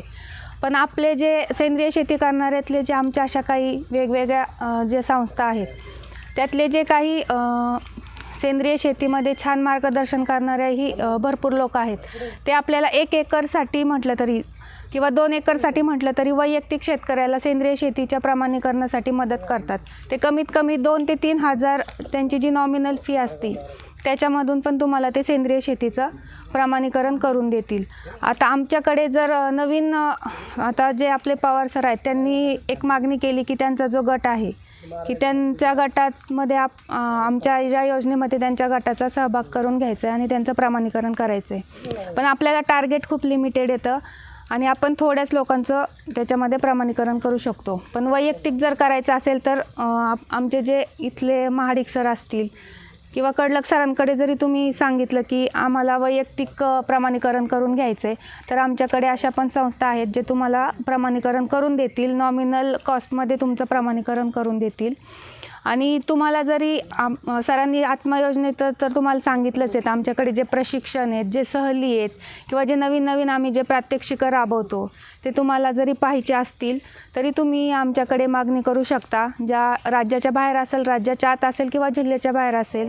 KVK बारामतीसारखे आपल्याकडं छान कृषी विज्ञान केंद्र आहेत, तिथं पण तुम्हाला चांगले तिथं प्रशिक्षणं देतात. त्याचाही तुम्ही लाभ घ्या अशी मी सगळ्यांना एक आव्हान करते आणि माझे 2 शब्द थांबवते. धन्यवाद. अजून कुणाचे काही प्रश्न आहेत या व्यतिरिक्त?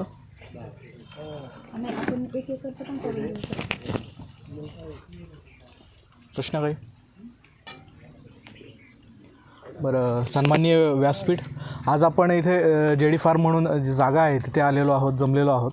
खूप छान आणि सुंदर पद्धतीने हा कार्यक्रम संपन्न झालेला आहे. तर तुम्हाला बसल्या बसल्या जाणवलं असेल या जागेचं एक चैतन्यच वेगळं आहे. कारण आम्ही गमतीने नाही म्हणत आणि हे खरं पण आहे की या जागेतलं गवतसुद्धा सेंद्रिय आहे. कारण गेली 20 वर्षे त्यांनी कुठलाही रासायनिक खताचा म्हणा किंवा कुठल्याही गोष्टीचा एक कणसुद्धा इथे वापरलेला नाही आहे. गेली 20 वर्षापासून ते सातत्याने इथे सर्व वेगवेगळे प्रयोग राबवत आहेत. थोड्या वेळाने आपल्याला हा कार्यक्रम झाल्यानंतर त्यांनी ज्या ज्या गोष्टी राबवलेल्या आहेत, प्रत्यक्ष तयार केलेल्या आहेत, तिथे पाठीमागच्या बाजूला जाऊन प्रत्यक्ष बघायच्यासुद्धा आहेत. तर माणसाचं एक कॉन्फरन्स भरली होती आणि तिथे चर्चा चालू होती की माणसाच्या आयुष्यातलं सगळ्यात आमूलाग्र बदल घडवणारी आपल्या इतिहासातली सगळ्यात चांगली गोष्ट कुठली होती. एक तर चाकाचा शोध लागला होता. चाकाचा शोध लागल्यानंतर आपण सहज एका ठिकाणापासून दुसऱ्या ठिकाणी जाऊ शकत होतो. काही जण म्हणत होते की नाही, अग्नीचा शोध लागला होता. आपण प्रत्येक गोष्ट भाजून शिजून खायला लागलो. त्यानंतर अग्नीमुळे आपण काही गोष्टी प्रोसेसिंग करायला लागलो, लोखंड वितळून त्याच्या वस्तू बनवायला लागलो. तर तो खूप महत्त्वाचा शोध आहे. त्यामुळे खूप मोठा आमूलाग्र बदल झाला. त्यात एक सायंटिस्ट होते, त्या उठल्या आणि म्हणाल्या तसं नाही आहे, जेव्हापासून आपण शेती करायला लागलो तो सगळ्यात मोठा आमूलाग्र बदल आहे. कारण शेतीमुळे माणूस माणसासारखा वागायला लागला. त्यापूर्वी आपण टोळ्यांनी राहायचो किंवा एकटे राहायचो, कुठेतरी भटकत शिकार करायचो, फिरतीवर राहायचो आणि तसं आपलं जीवन चालू होतं. पण कुठेतरी हे सर्व करता करता शेतीमुळे माणूस एका ठिकाणी स्थायिक झाला, एका ठिकाणी राहायला लागला.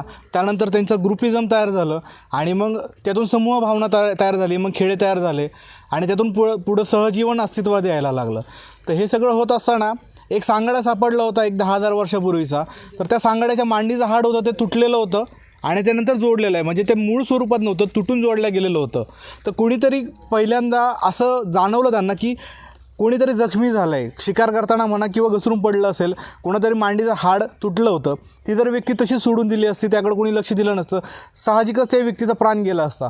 परंतु कोणीतरी त्या व्यक्तीची काळजी घेतली, ते हाड जोडेपर्यंत तिची निगा घेतली गेली आणि मग ती व्यक्ती पुढचं आयुष्य त्याचं पूर्ण करू शकली.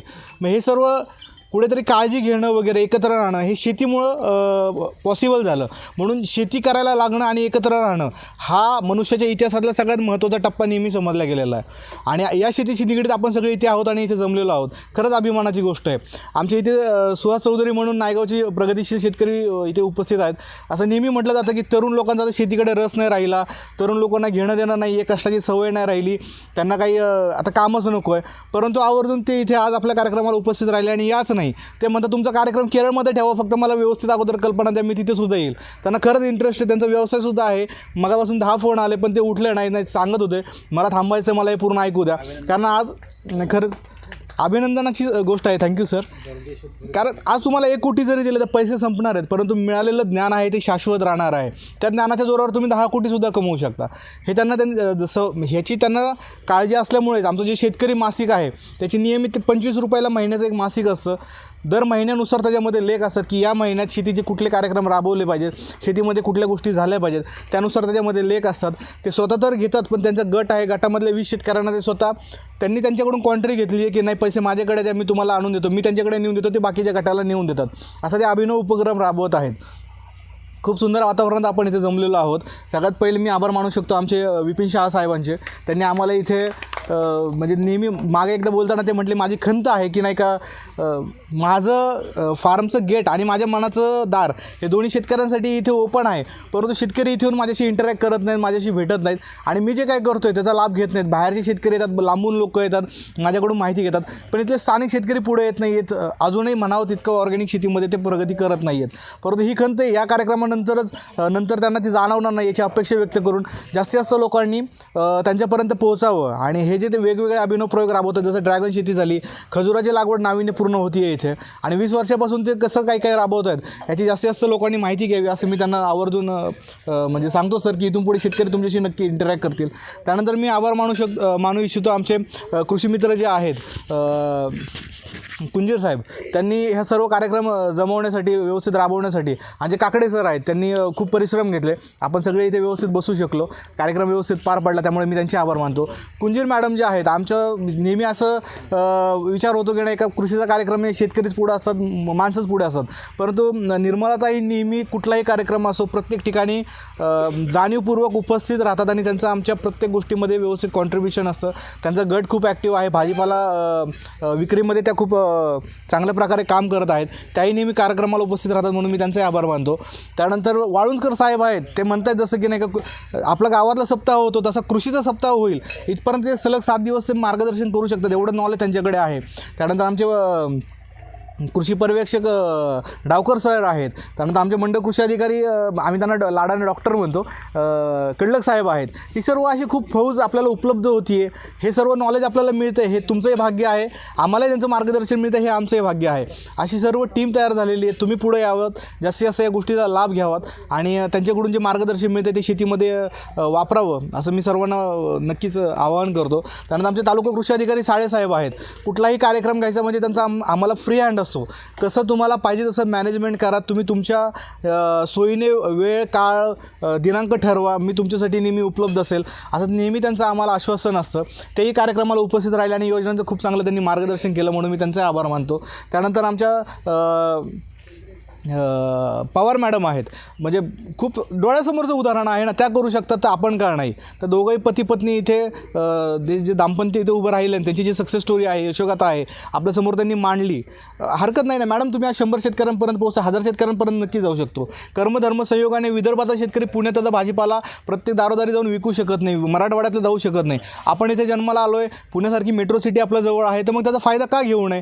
त्यांनी जर केलं तर निश्चितच आपणही त्याच्यामध्ये उतरायला हवं आणि जास्तीत जास्त ही गोष्ट समूहाने, ग्रुपने एकत्र येऊन राबवायला हवी. ते आपल्यासमोर मूर्तिमंत उदाहरण आहे, आपण नक्कीच करू शकतो. त्यांनी उपस्थित राहिले, त्यांची सक्सेस स्टोरी आपल्यासोबत शेअर केली, आम्हाला मार्गदर्शन केलं, त्याबद्दल त्यांचेही आभार. त्यानंतर आमच्या आत्म्याच्या शिंदे मॅडम आहेत, त्यांचंही आम्हाला नेहमी आत्मा योजनेअंतर्गत ज्या ज्या योजना आहेत खूप चांगल्या प्रकारे त्या आम्हाला समजावून सांगतात, आम्ही त्या तुमच्यापर्यंत पोहोचवतो आणि राबवतो. त्यांनी इथे उपस्थित राहून आम्हाला मार्गदर्शन केलं, त्याबद्दल त्यांचेही आभार. आणि त्यानंतर आमचा जो फील्ड स्टाफ आहे, आमच्या गर्जे मॅडम असतील, हिरवे मॅडम असतील, त्यानंतर चव्हाण सर असतील, महाडिक सर असतील, त्यानंतर भोसेकर सर असतील, साळुंके सर असतील, ही सर्व जी टीम आहे ती नेहमीच प्रत्येक कार्यक्रम सक्सेसफुल होण्यासाठी पडद्याच्या पाठीमागे राबत असते. तेही उपस्थित राहिले. विविध गावातले वेगवेगळे शेतकरी उपस्थित राहिले, कुंजीरवाडीचे आणि थेऊरचे शेतकरी इथे उपस्थित आहेत, काळे सर इथे उपस्थित आहेत. त्यानंतर आमचे सरांचं नावच मला तकलीफ आहे, आंबेकर सर, येस, त्यांचंही भाजीपाला विक्रीचं खूप चांगलं तिथे कुंजीरवाडीत ठिकाण आहे, तेही सुद्धा तुम्हाला मार्केटिंगसाठी मदत करायला उत्सुक आहेत. हा सर्व चमू इथे उपस्थित राहिला. खूप छान मंगलमय वातावरणात अतिशय चैतन्य इथे जाणवत असताना हा कार्यक्रम पूर्ण झाला आहे. आपणा सर्वांचं सन्माननीय व्यासपीठाचा मी पुन्हा एकदा आभार मानून कार्यक्रम संपला असं जाहीर करतो. परंतु यानंतर आपल्याला पाठीमागच्या बाजूला जायचं आहे. ते वेगवेगळे जे बायोडायनॅमिक आहे, पंचगव्य आहे, दशपर्णी अर्क आहे, त्यांचं नाडे खत आहे, गांडूळ खत आहे, हे सर्व त्यांनी जे प्रत्यक्षात राबवलं आहे ते आपण पाहूयात, त्याचं जे सायन्स आहे ते माहिती करून घेऊयात आणि त्यानंतर कार्यक्रम संपला असं मी घोषित करतो. सर्वांचं पुन्हा एकदा आभार. थँक्यू.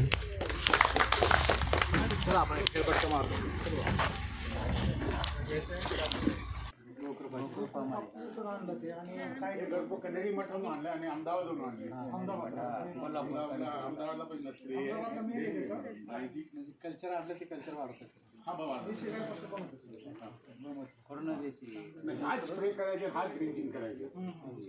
कमी मात्राने एक प्रयोग केला आमदा टोमॅटोवरती, दुसरं काही स्प्रे करायचं नाही, हाच स्प्रे करायचा, फक्त त्याला ॲग्रीला स्प्रे करायचे सगळ्यासाठी वन सोल्युशन.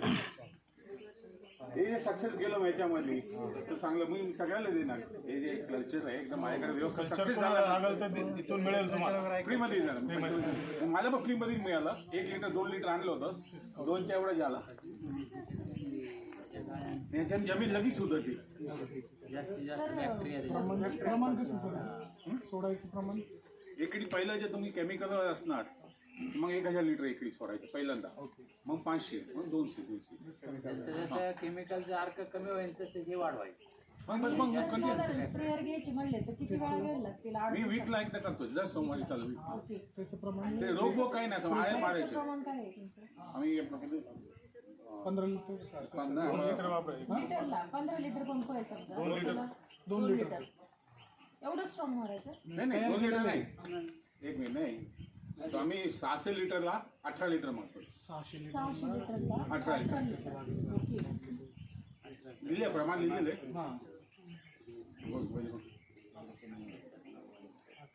त्याचे 15 लिटर 2 लिटर मारते. लिहिले ते पण कमी करतो वापरतो, पण चांगलं आहे ते. जसं जसं तुम्ही वापरत जाणार ऑर्गॅनिक तसं रोग आपोआप कमी होत जातात. जास्त लागतं. आपण जीवामृत वगैरे 2 लिटर 15 लिटरला 2 लिटर 15 लिटर हा पण तरीच परवडतो. त्याच्या बनवताना काय लागतं, 2 किलो गुळ लागतं 200 लिटरला आणि ताक लागते. पण ताक गायची, देशी गायची ताक पाहिजे. हा शेण पण द्यावं, ताक देशी गाय आणि 3 दिवसाच्या आतलं. हा 3 दिवसात वापरून. आणि हे रोग जर ह्याच्याने रोग कंट्रोल नाही झालं तर काय करायचं, गायची ताक आहे ना ते तांब्याच्या भांड्यात ठेवायचे. 25-25 दिवस तांब्याच्या मांड्यात ठेवलेली, नंतर ते मारायचे.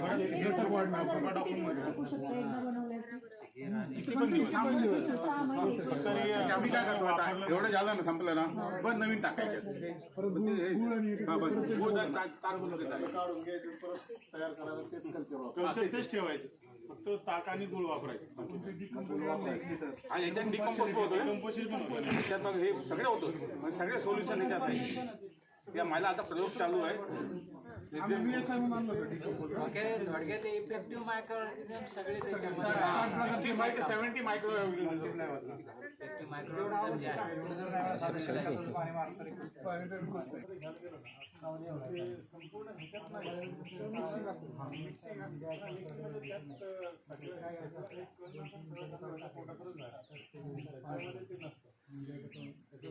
गाडी का जरा जास्त पाईपलाईन असते कट करायची नसते साड्या वाजून टाकून घ्यायचं, सोल्युशन जोडून घ्यायचं, पाणी सोडायचं. निंद्याचा त्रास असेल तर पिकाला येतात बनवतात. कॅबेज वगैरे लावल्यावर प्रॉब्लेम होतो, किंवा टोमॅटोचं सीड टाकलं सीडला तर लगेच गोळा करूनच घेऊ. काय करायचं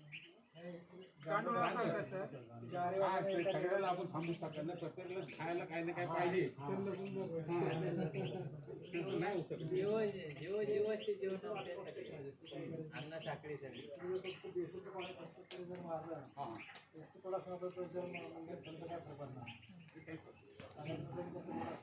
एक गोष्टी माहिती छोटा पॉवर टेलर आलेला आहे, त्यांनी जर बेड चालून परत जर तुम्ही त्याच्या आमची त्याचीच प्रोसेस आहे. आम्ही एका बेडवरती 6-7 आता ते पण नाही करावं लागणार.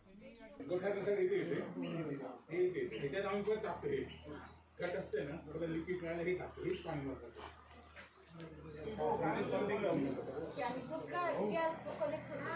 सागरला जातो. आणायची गरज संध्याकाळी आलं ते